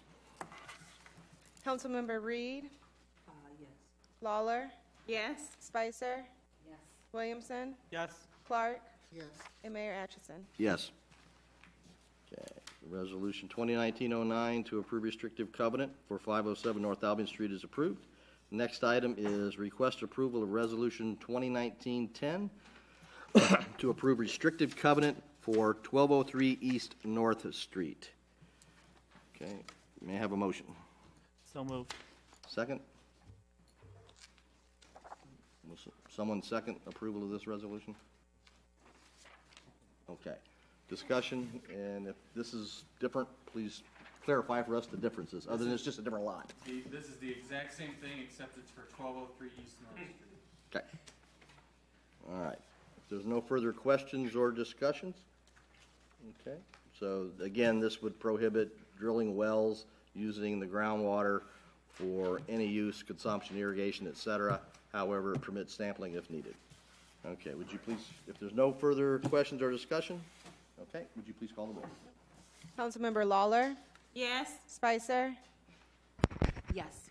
Williamson, Yes. Clark, Yes. Reed, Yes. and Mayor Atchison. Yes. Okay. Resolution 2019-10 to approve restrictive covenant for 1203 East North Street is approved. Okay, discussion on sewer rate increases. That brings me up. One of the things that I wasn't able to get into the council packet is just a copy of bills and where the rates would go. You just take one and then pass them on down. I appreciate it. I do have some for the audience if they would like to have a copy of what a rate increase might look like. It's all there. There's two different ones that are going around, so if you can share, that would be great. One is Mayor Atchison's, the other one is Scott Kipp's. They volunteered to be the guinea pigs in this. So while that's going around, let me just start out by saying that in 2013, the city entered into a grant for $1.64 million, and that grant was to assess the condition of the wastewater treatment plant, the sanitary collection system, and the stormwater collection system in the city of Albion. From the study, the engineers found many problems that we have with our structures and developed what's called an asset management plan. That asset management plan is in the neighborhood of about 13 million in total projects that are needed. This plan was adopted into a capital improvement plan in 2017. The problem is we've been discussing sewer rates in one way or another since 2017. There's not an easy way to really simplify a very complex issue of talking about the rates and how they'll affect us, and Mayor's asked me to try to simplify that as much as possible, but I got to tell you that it's a complicated issue. What I want to kind of go to is the letter that I submitted with the council packet. What I'm asking for tonight from the council is a consensus or an agreement that this is what we need to move forward and do, is increase the sewer rates if we can reach that decision. And then in a later meeting, we would bring a resolution forward and vote on that. So you wouldn't be voting, you would be voting necessarily to increase the rates as we discuss them, but then there would be another vote to approve the resolution to increase those rates. Okay, I gotta look for a head nod there to make sure I'm saying that right.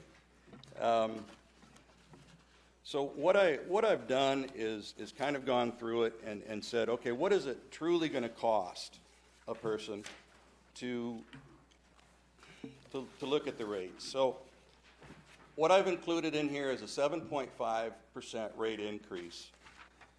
And that's what was recommended by the engineering firm Fleece and Vandenbrink. And that was also presented to the council on December 11th by Don Lund of Utilities Services Incorporated. If you go to Scott Kipp's bill, you'll see that he has teenagers that use a lot of water. But his current usage rate, if you go down there, you see that 17 units are used.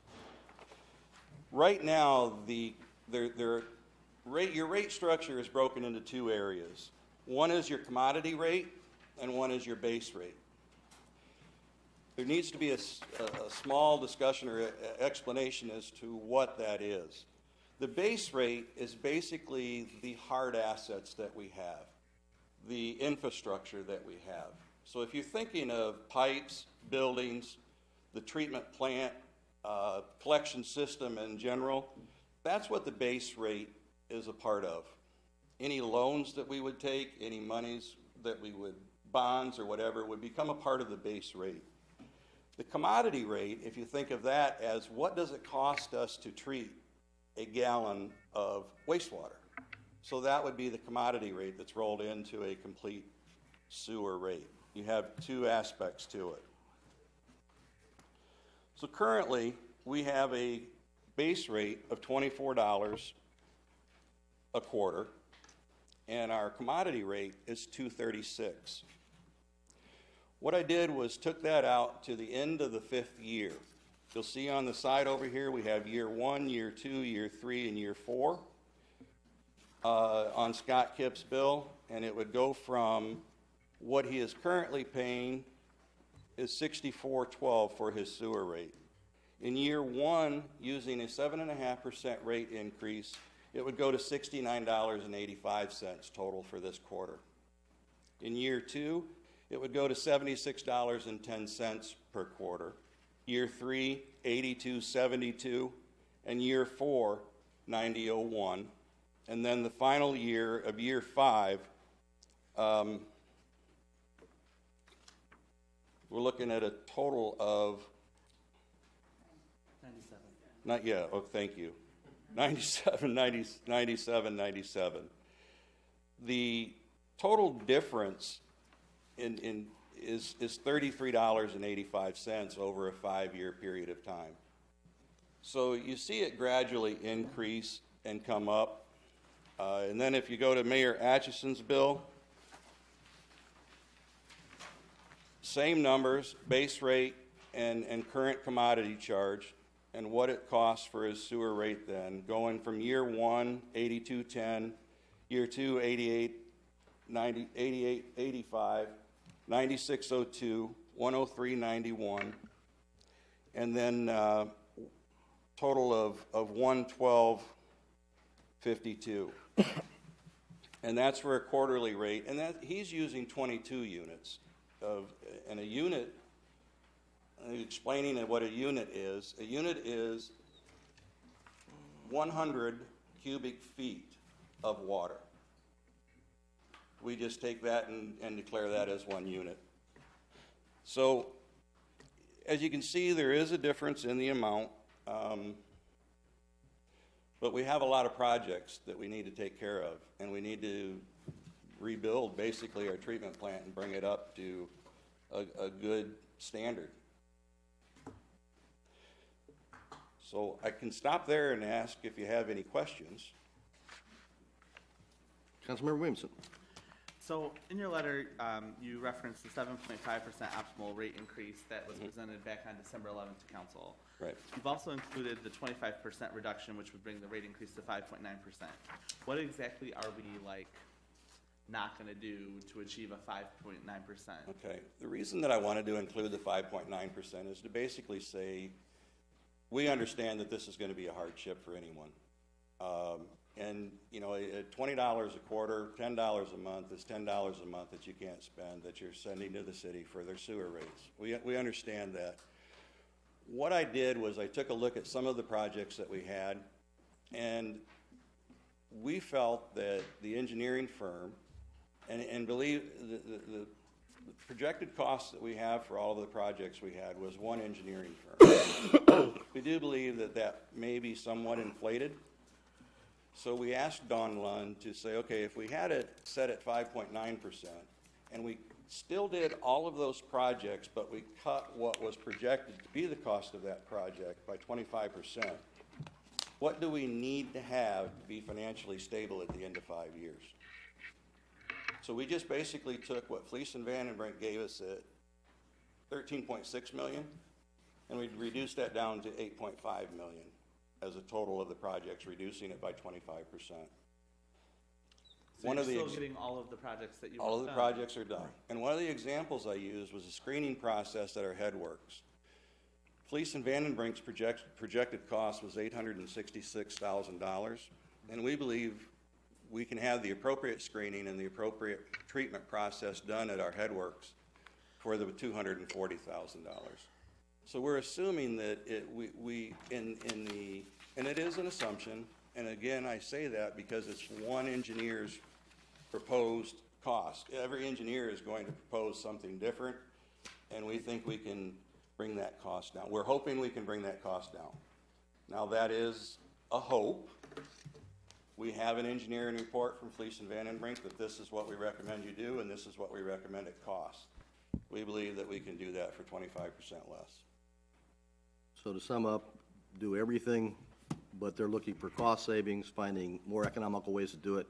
And if I'm not mistaken, if we pass, when we come back with a resolution, if we vote to adopt the lower rates and 18 months into it, we figured out we can't really, our level of confidence in reducing the overall cost isn't quite what we think it is now, we could always revise the resolution and go, we're going to have to raise those rates. This is kind of a, let's step into this. Right. But well, and Dawn Lund, in talking with her, recommends that we do the rate study based on current issues, loans, and all of the involved structure, everything involved, minimally every 3 years. Okay. So we would be looking at this again in 3 years to make sure that we are on track to be where we want to be. And then we would come back again. If we're on track, we would report we're doing great. And if we are off track from where we need to be, then we need to take another look at it. Any further questions or discussion? I have a discussion point on it. So I don't want to pay anymore, and I don't think anyone else does either. However, I do like my clean water and hot water and all that stuff too. I'm concerned at the 5.9% rate that we're going to put ourselves in the position of raising rates twice. And so I would much rather lower rates at some point than raise them because we didn't plan or something happened that we weren't aware of. I tend to side with consultants when they I hope we can achieve cost savings, but I would hate for us to be in the position as council again to raise rates twice in a short period of time when it is already going to be a hardship for many of the most vulnerable people in the community. So that's my only discussion. I think we need to move forward with getting it done. I want all that stuff improved. I mean, it's really scary what other communities are dealing with their water systems, and to know that we have an infrastructure that needs the work and we have the opportunity and time to get it done. It is so critical that we do that well, so that we're not one of those communities saying, well, I guess we didn't do it, so now we have to provide everyone with bottled water for 3 years. So thank you.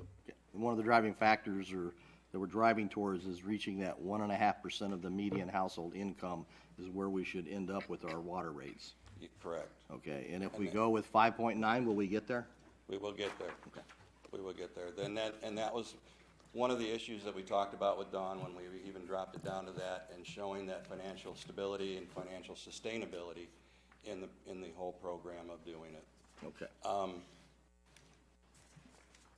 The only thing I would echo what Councilman Williamson has said, that optimally the 7.5% is the better way to go.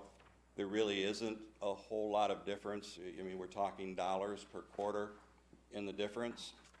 It does give us the opportunity to fully fund all of the projects that we've approved, and it's necessary. I'd just like to say that I think we've kicked the can down the road as far as we can.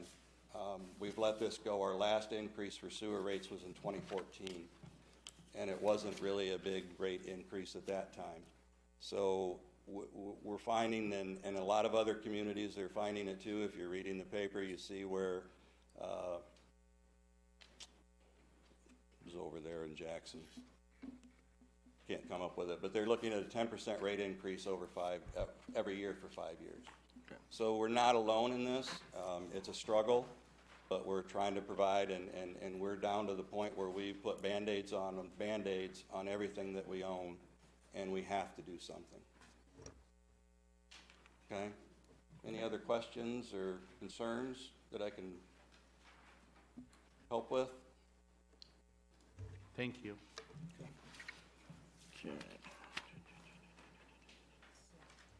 Okay, next item, discussion rental certification. So I'm sorry? I was kind of hoping that we could get an agreement, or do we need to bring the resolution back and have that voted on, or is there a consensus of council that we should proceed forward? I know Councilmember Williamson is advocating for the full 7.9%. Correct? 7.5, but yeah. I'm sorry, 7.5. Okay. We could change, whatever they bring forward in a resolution can be changed. I mean, it doesn't have to be. Okay. The resolutions would be the same. We can do two different resolutions with two different rates, couldn't we? Yeah, and they can vote one up and one down. Right, and they can vote whichever one you want. Yep. Okay. We'll bring that forth at the next council meeting, or hopefully then? Good. Thank you. Okay. All right, rental certification. In the package is a memorandum that deals with residential rental property certification subcommittee. I know we have a rental certification subcommittee which consists of Councilmember Reed, Spicer, and Lawler. I think it's been in place for about a year. I don't know that there's been any reports, minutes, or anything else. I know there's been on multiple occasions a request from the community to have written defined goals so that they can participate in the dialogue. So I've done some research and I've laid out the most common goals where cities have articulated why they think about it or why they have it, and those are covered in here.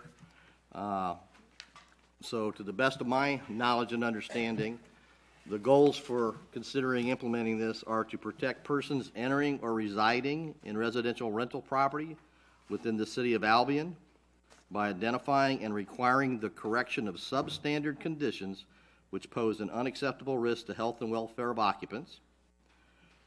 Second goal is to preserve and increase the housing stock of decent, safe, sanitary, and affordable residential units within the city of Albion. And to eliminate unscrupulous landlords who exploit rental property without concern for tenants, neighborhoods, or the community's long-term interest. Unscrupulous landlords overcharge for property that is left in poor repair and allowed to deteriorate. A common term for that is slumlord. And some cities actually use that term in their ordinances. Okay, so I wanted to put something in writing as to what the goals are. So I would invite the subcommittee to come back if you see the goals need to be changed. But that's why this is here. And then there are some concerns. Okay, and I've provided a couple of things. One, a relatively recent article from the Detroit Free Press that talks about what they're seeing as unintended consequences for their method of implementing rental certification. So I've provided that so the subcommittee can look at that. And that's just one data point or one city. But Detroit being much larger than us, small things that happen probably don't have quite the same impact, and that's why I think it's very important for Albion to get it right if we go down this path, whatever that path is, because it could be done in multiple methods. Okay? And so there are some specific things in here that I think the committee needs to look at and come back with the information to the council and deal with the community, and so I've laid that out. Councilmember Spicer. Thank you, Mayor. I just want to make you, I'm not certain if you're aware of it or not, but the subcommittee recently met on last Thursday, and we have come up with some goals and objectives for the rental certification process as well. So, I'm certain we're going to be meeting again soon in a couple of weeks, I believe. So we could certainly take a look at what you've provided, but we are pretty much to the point of we're ready to meet with the landlords to provide to them basically what we have come up with as a committee and then bring it forward to council. So I guess if, for whatever, at our next meeting we could consider that, but we've already developed. Can I ask a question? Goals, John. Councilmember Williamson? Because I'm genuinely interested. I would like to say that I think rental certification is something that we must do in this community to ensure that people have safe places to live. I'm wondering, though, how inclusive has the process been of the landlords and property owners as the discussion's been taking place? I'm concerned that we are not doing that, but please help shed some light on that, because I hope that we can give them the opportunity to help us do that, and it can be a partnership rather than. I'm gonna let Director Tracy come up, but we have had in the past, prior to your tenure on council, we have had a couple of study sessions where we had landlords come and voice their opinions and provided feedback to us as to what rental certification they would like to see it look like. So we've done that. Great, and we're fabulous. certainly not against doing it again, but we have put a lot of time and effort. We've had several meetings, and we're ready to move forward with this very soon because some of the committee people have said that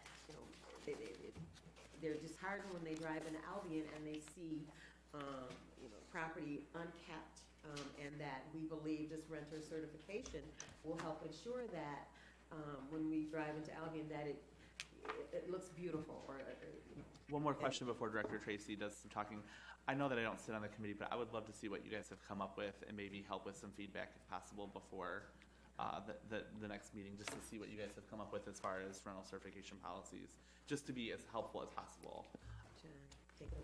I think as long as the goals and objectives, what's trying to be accomplished is well defined, and you look at what the potential downside is and come up with a recommendation that minimizes the negative aspect, maximizes the positive impact, and considers not only the landlords but the tenants, then I think you'll have community buy-in.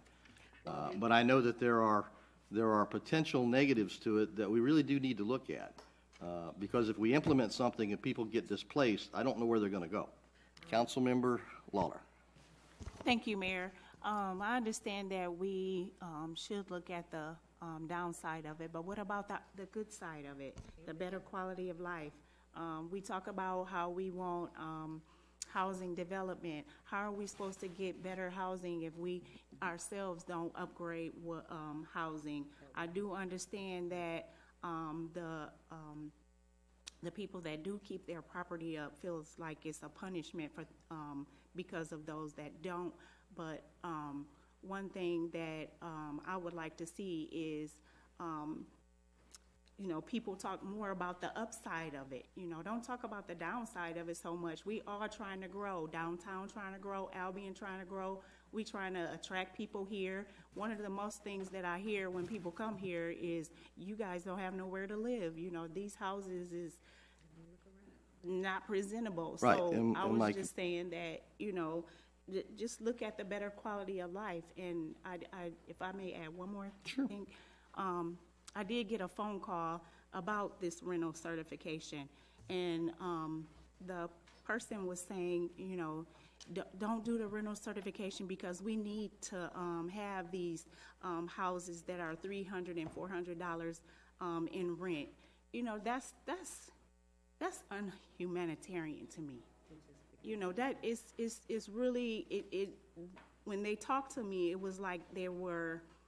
Whoever their landlord was already telling them, if they do this, your rates are going to go up. But, that's, how would you want your children or your your mother or somebody to live like we see, like us three see, you know, and I'm sure everybody see it in Albion, that we need to improve our houses. I would just like to say I want to respect the process too. I think we have a committee of 3 capable individuals who've been working for over a year on this particular piece. So I would like to see what they bring to the table, what the folks, the landlords and Director Tracy are going to bring to the table for council to discuss. I really hope that we can start to trust our processes again. Since we've given it to the committee, I'm hoping that we can give them the opportunity to bring their recommendation forward. And I look forward to seeing something in writing, those recommendations. I want to make sure that we're looking at the potential downside, and if we're going to have people that are displaced, considering how many that's likely to be and where they're going to go. Okay, and I don't know who's talking to you saying that they need a $300 rent, but I know that so I would say, hey, if the cost goes up, it's going to get passed on to the tenants, and if that means the cost goes up above a certain level, where do those people live? That's all I'm saying. We need to consider that. Need to consider the potential downside, and just make sure we've looked at that. Councilmember Clark. If I can speak on a little experience in this area, in Battle Creek, they actually do the same thing and have been doing it for quite some time. They just hold an expectation with all landlords. The landlords still choose their price as far as how they charge for rental properties, but the expectation of how the property should be kept, that's all in a budgetarial thing, and if somebody has been a landlord for quite some time and feels like there's going to be a struggle just because they're going to be held to an expectation to keep a property at a certain level, then that's more of a lack of budgeting, I would look at it as, because the reason why I say that is because in people that have Section 8 housing, for example, if they use a area of what an income should be and how much they pay. So in other words, people that get Section 8 housing can't exceed above that, and it seems to be successful in that area, and they've been doing it quite some time. I just think it's new and different in this area because it hasn't been done and hasn't been enforced, but I can say it's very, very successful in the other part of the And county. Section 8 inspection criteria, and that probably is a good guide to look at, possibly using that. Any other comments? Mr. Tracy. Yes. Yes, we did meet last week. Basically, that's the first time we've met in several months. We got kind of put on the side for a period of time, not by our wanting to, but so we did a little bit of catch up.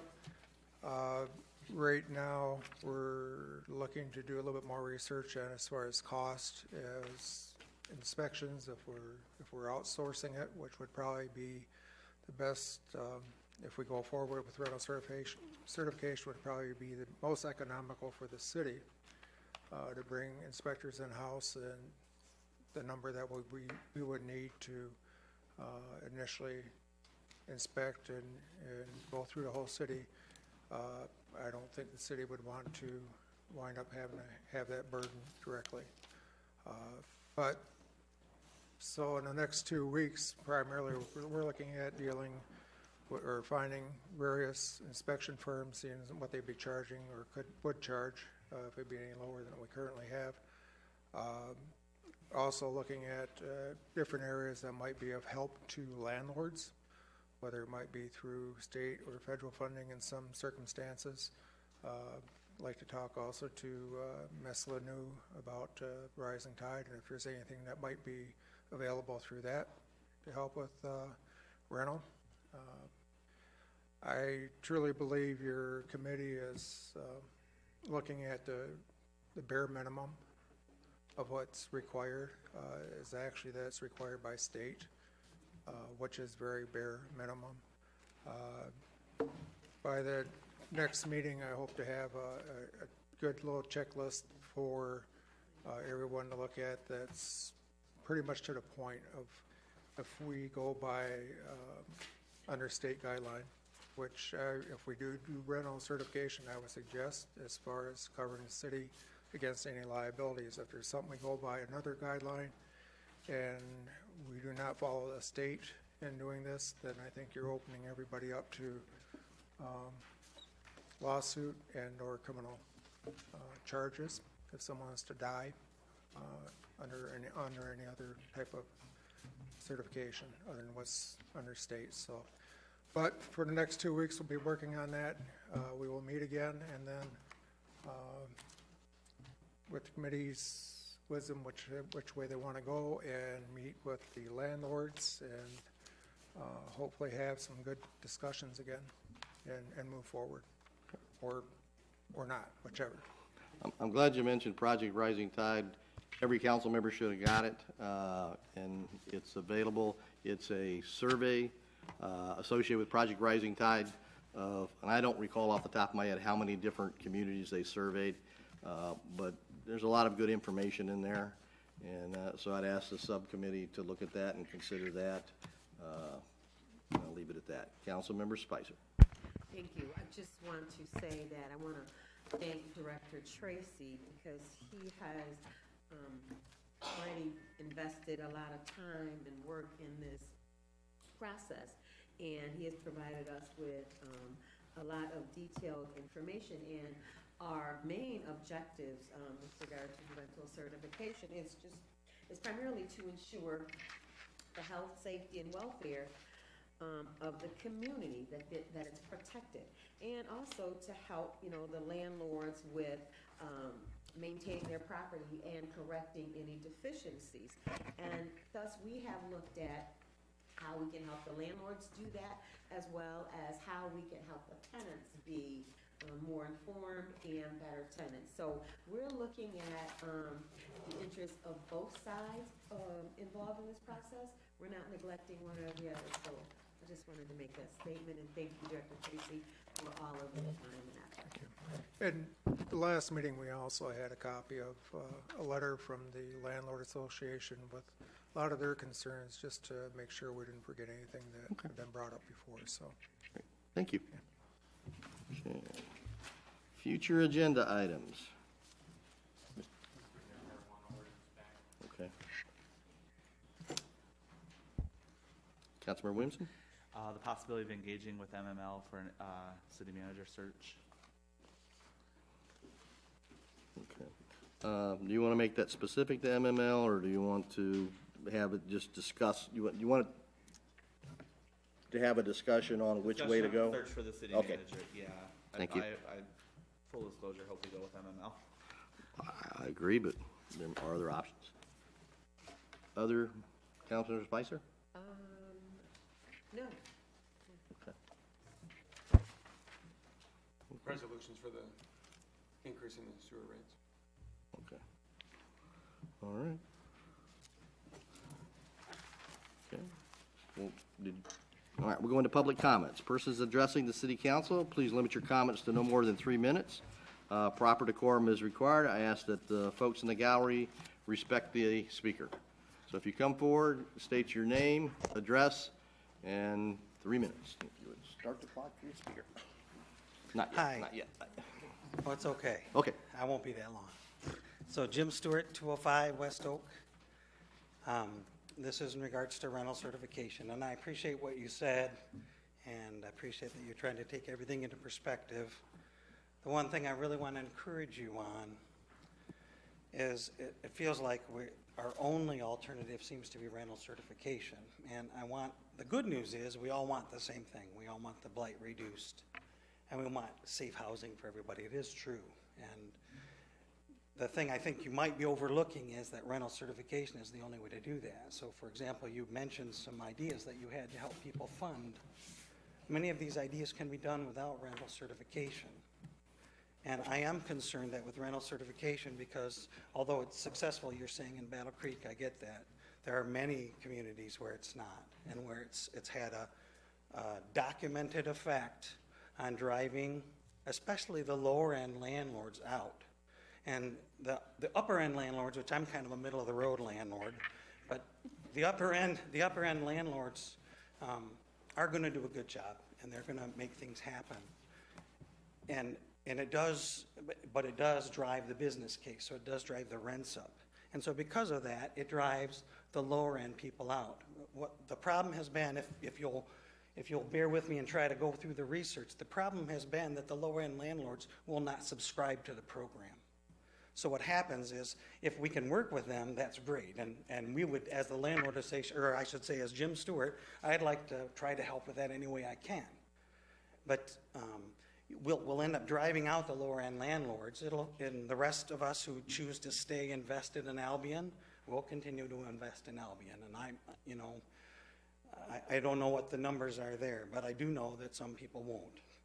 And so that will mean people will leave, and we'll have less housing stock at the lower end. So I would encourage you, please don't consider only rental certification, but consider some of those other alternatives that you're already looking at. How can we give a help up to get people to fix up their roof or to vent that furnace properly? We can do those things without doing rental certification across the board. And we also, by not doing rental certification, we don't impose additional burden on our inspection and our planning, our commission. Does that make sense? Thank you. Thank you. Okay, Terry Atkins, 1807227 Mart Road. I'm a landlord, been part of the committee, subcommittee. We met with the former city manager and been working on it for a year. So during this time, I recognize that not one of the city council people have ever had any involvement with inspections, except the new lady. But the older council we started with, nobody's been involved with it. They don't have any idea what inspection involves. They don't have any idea what the repercussions are. So what I would like to propose is you take a tenant and a homeowner off the council, have somebody from Athens come up and do a walk-through inspection, take the city council, a couple of landlords through with them and see what is involved. Like having to move all their furniture out to check all the plugs, move stuff out underneath the sinks, go through their bedrooms, all this stuff. Just see what's involved and then give each one of them an estimate of what the cost would be to bring it up to the code. And the thing about the code is there's so much, it's so subjective. That's what we're concerned with, because if we go in and have to totally rewire a house that is worth $20,000, you're going to cost $10,000 to fix it. It's just not worth the deal. Personally, I think all of my stuff is going to pass. Maybe some peel and paint. You can do what you want to. And like he said, the lower end people are going to go out. The higher end people are going to buy the places that they're going to be tore down. So I've been through it in Jackson, been through it in Battle Creek, and I know what it is. And it's not going to be pretty, but I'm willing to work. Can you please restate your address, sir? 1807227 Mart Road, Albion. Thank you.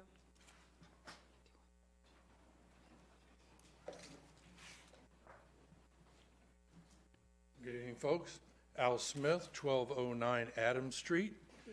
I'd like to start off with thanking Chief Kipp and his gentleman from the DPW for working with myself, Mrs. Wolf, and a few other ladies and gentlemen who helped us put together the Irwin Avenue project meeting on the 14th.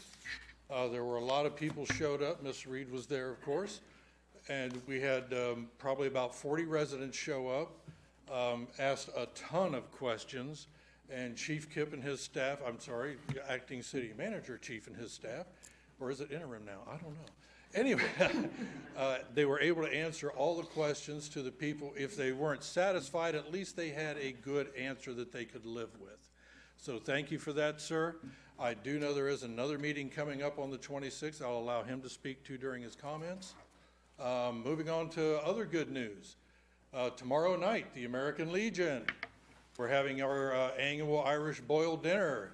Come down and have some corned beef, taters, and cabbage with us. It's going to be a great time. We hope to see you there 4 to 7. Coming up on the 30th is going to be an open house at the American Legion. We're going to have a large display of our historical artifacts there. You may not realize it, but your American Legion here in Albion has been in existence for 100 years. We were established in 1919, the same as the American Legion. Happy birthday, my brothers and sisters. And we're going to do that on the 30th, so please come down for that. Well, there will be announcements on the e-news. And the 31st, of course, we have our monthly pancake brunch. Best pancake brunch you're ever going to have for $6, and it's all you can eat. So we hope to see you there for that. The only thing I'd like to add on a downside that I hate to say it, but I would like to know when it became precedent for people from the audience to run the meeting and pass notes to council members during the meeting. Thank you very much. Are there further public comments this evening?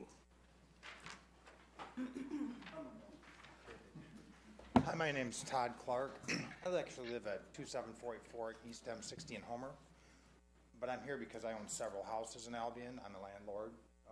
I'm an investor, actually. And I'd like to respectfully disagree with Ms. Clark, because you said that the rental certification is working in Battle Creek. I don't own any houses in Battle Creek, and the reason why is because they have rental certification in Battle Creek.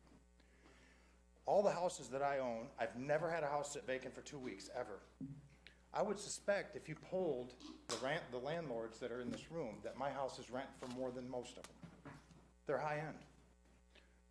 But I refuse to work in a city that penalizes people that come and invest their money into that city. I've got $500,000 of my money invested in this town.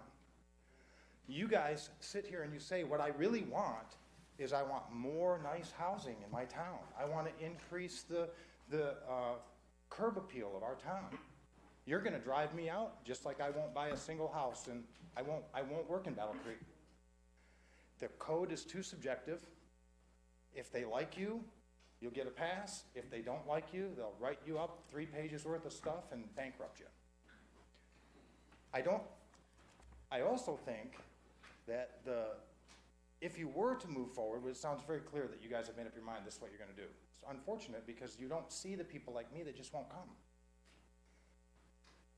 So what doesn't make sense to me is if the city needs money, why in the world would you sublet all the inspections to a third-party company and send all the money to Athens?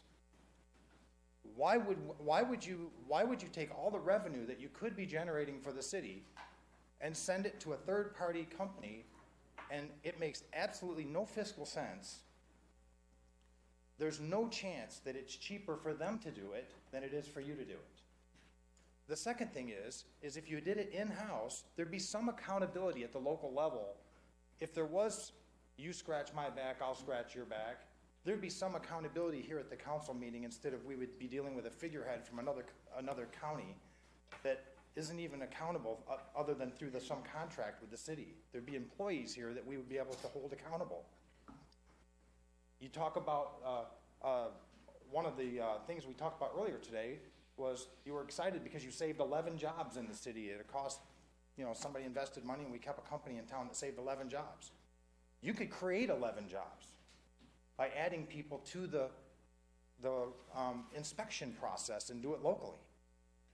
The other thing that makes no sense to me is why you couldn't do districts at a time, a small area of the city at a time. It doesn't have to all be done at the same time.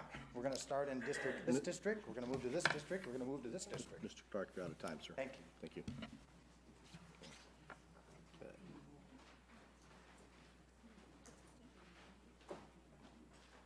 Good evening, Council. I'm Emily Smith, and I am the City Hall Vista.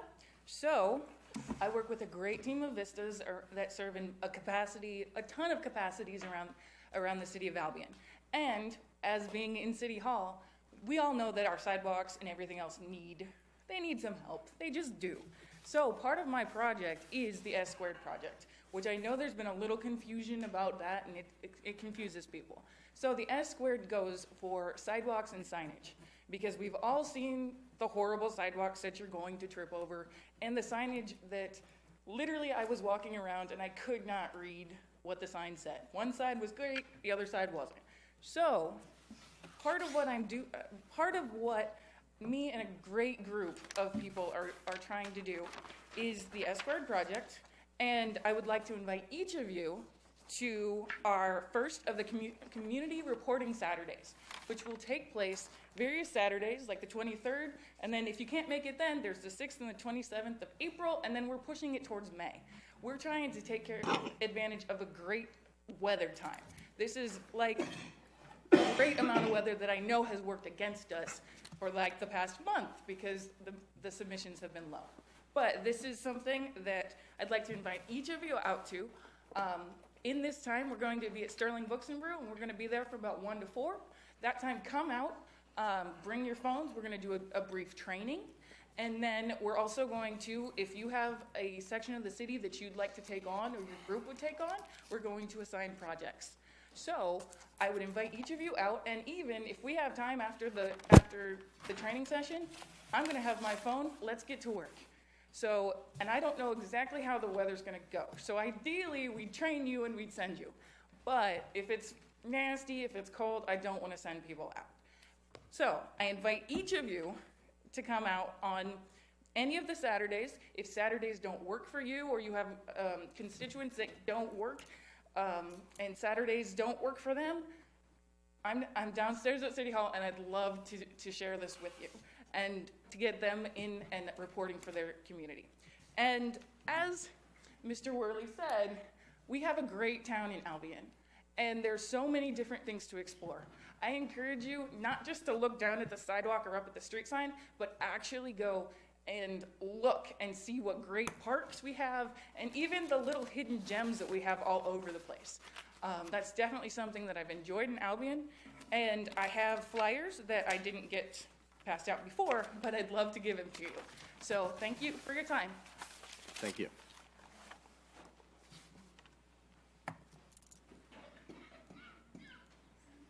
Hello again, Eric Worley with the Chamber. I talked a little bit about the tourism part of what's going around in Albion tonight. If you want to know about the other part of my job, the Chamber part, we're having our annual Chamber meeting on the 27th of this month at 7 p.m. at the historic Bohm Theater. There won't be a dinner involved like in past Chamber annual meetings. We're going to be primarily an informational meeting this year. We have a lot of new stuff to roll out. We've got stuff to recap over my first year with the Chamber and everything that we've done, and then I look forward to what we're going to be doing into my second year, as well as unveiling a new website and some new member management software for everyone.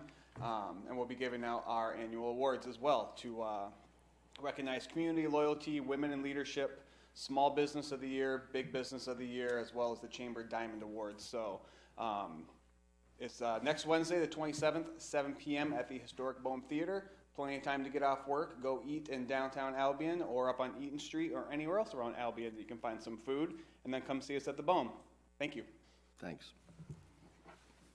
Is there further public comment tonight?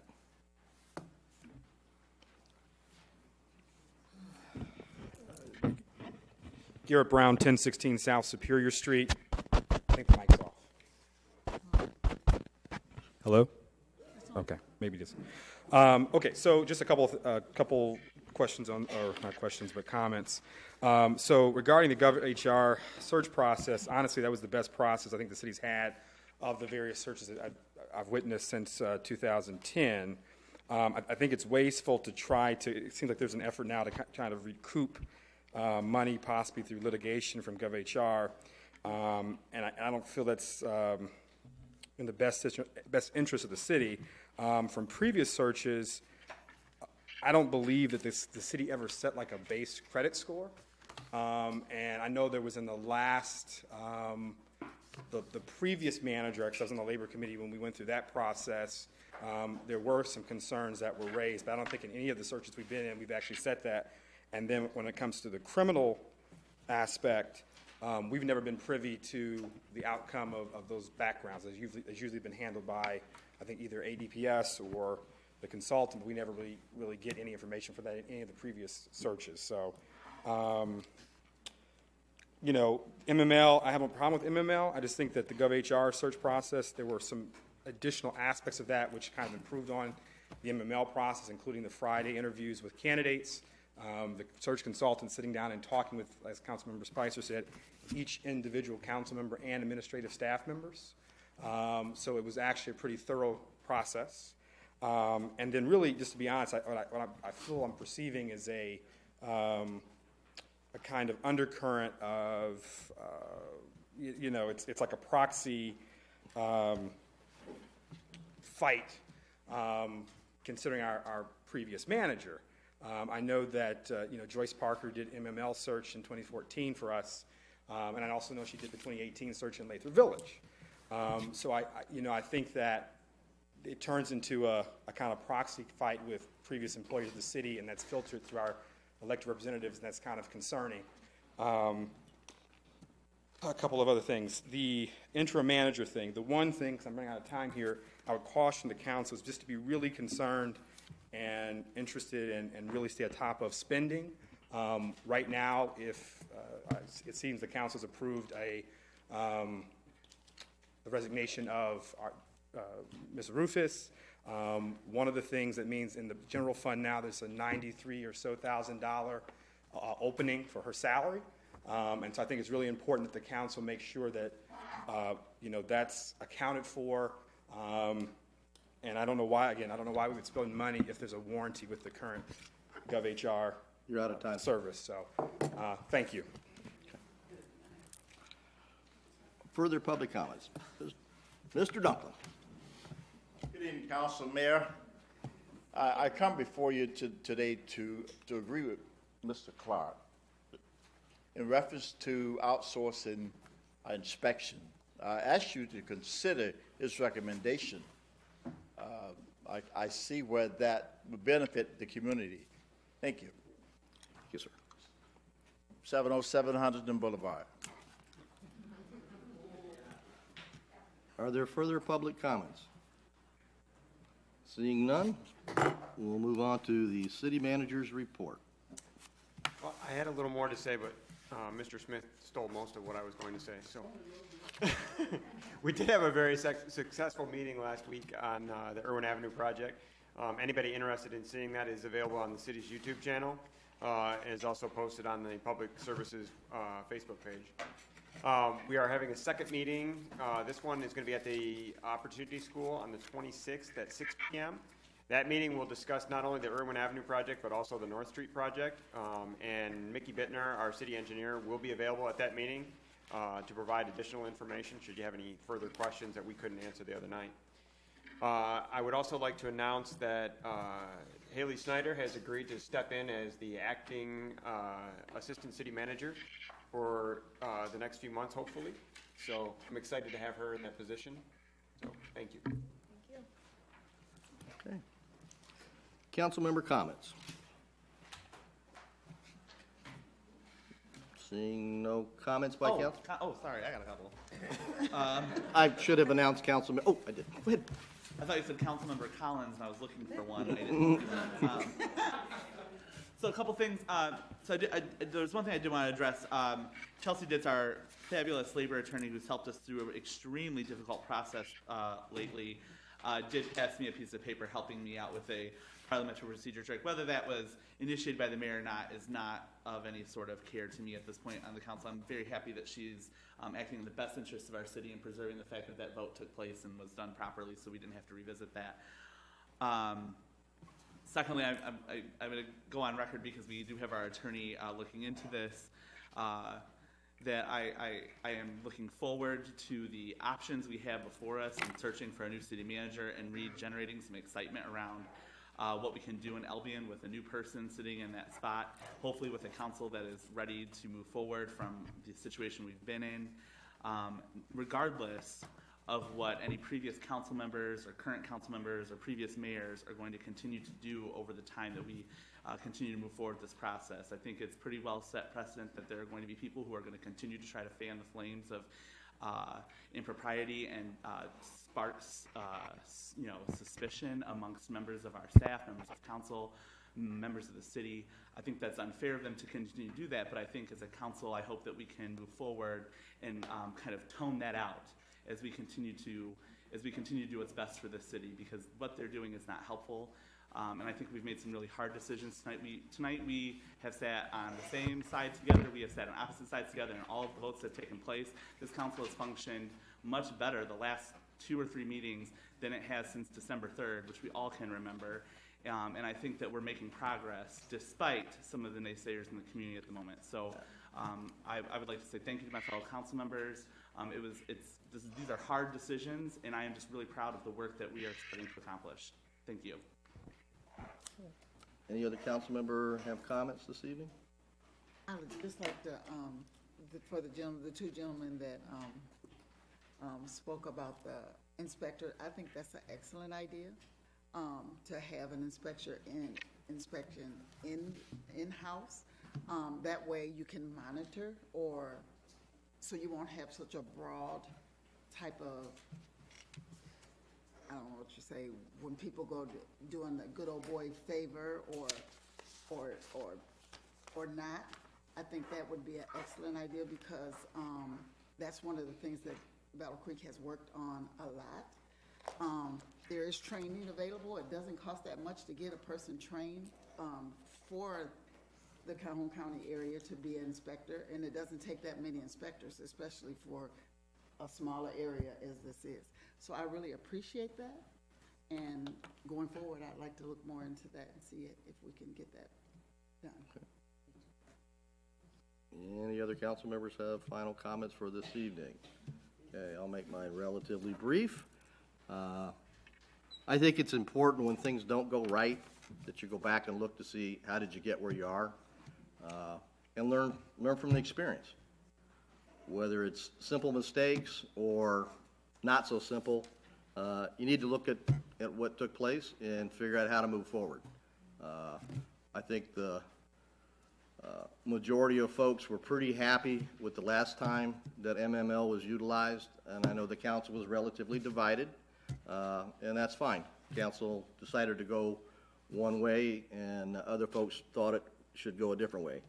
I want to make sure this time that we don't violate the charter, and that if we go out with proposals and we get bids, that we take the lowest responsible bid. And if there's things that we need to have done that we want to consider when we make that selection, I think it's incumbent upon us to make sure it's in the request for proposal that goes out.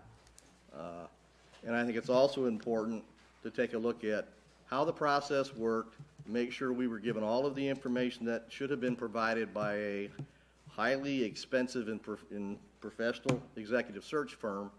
And if they did that, great. If they didn't do that, well, I think there's some recourse. At least we're going to look at that. Okay.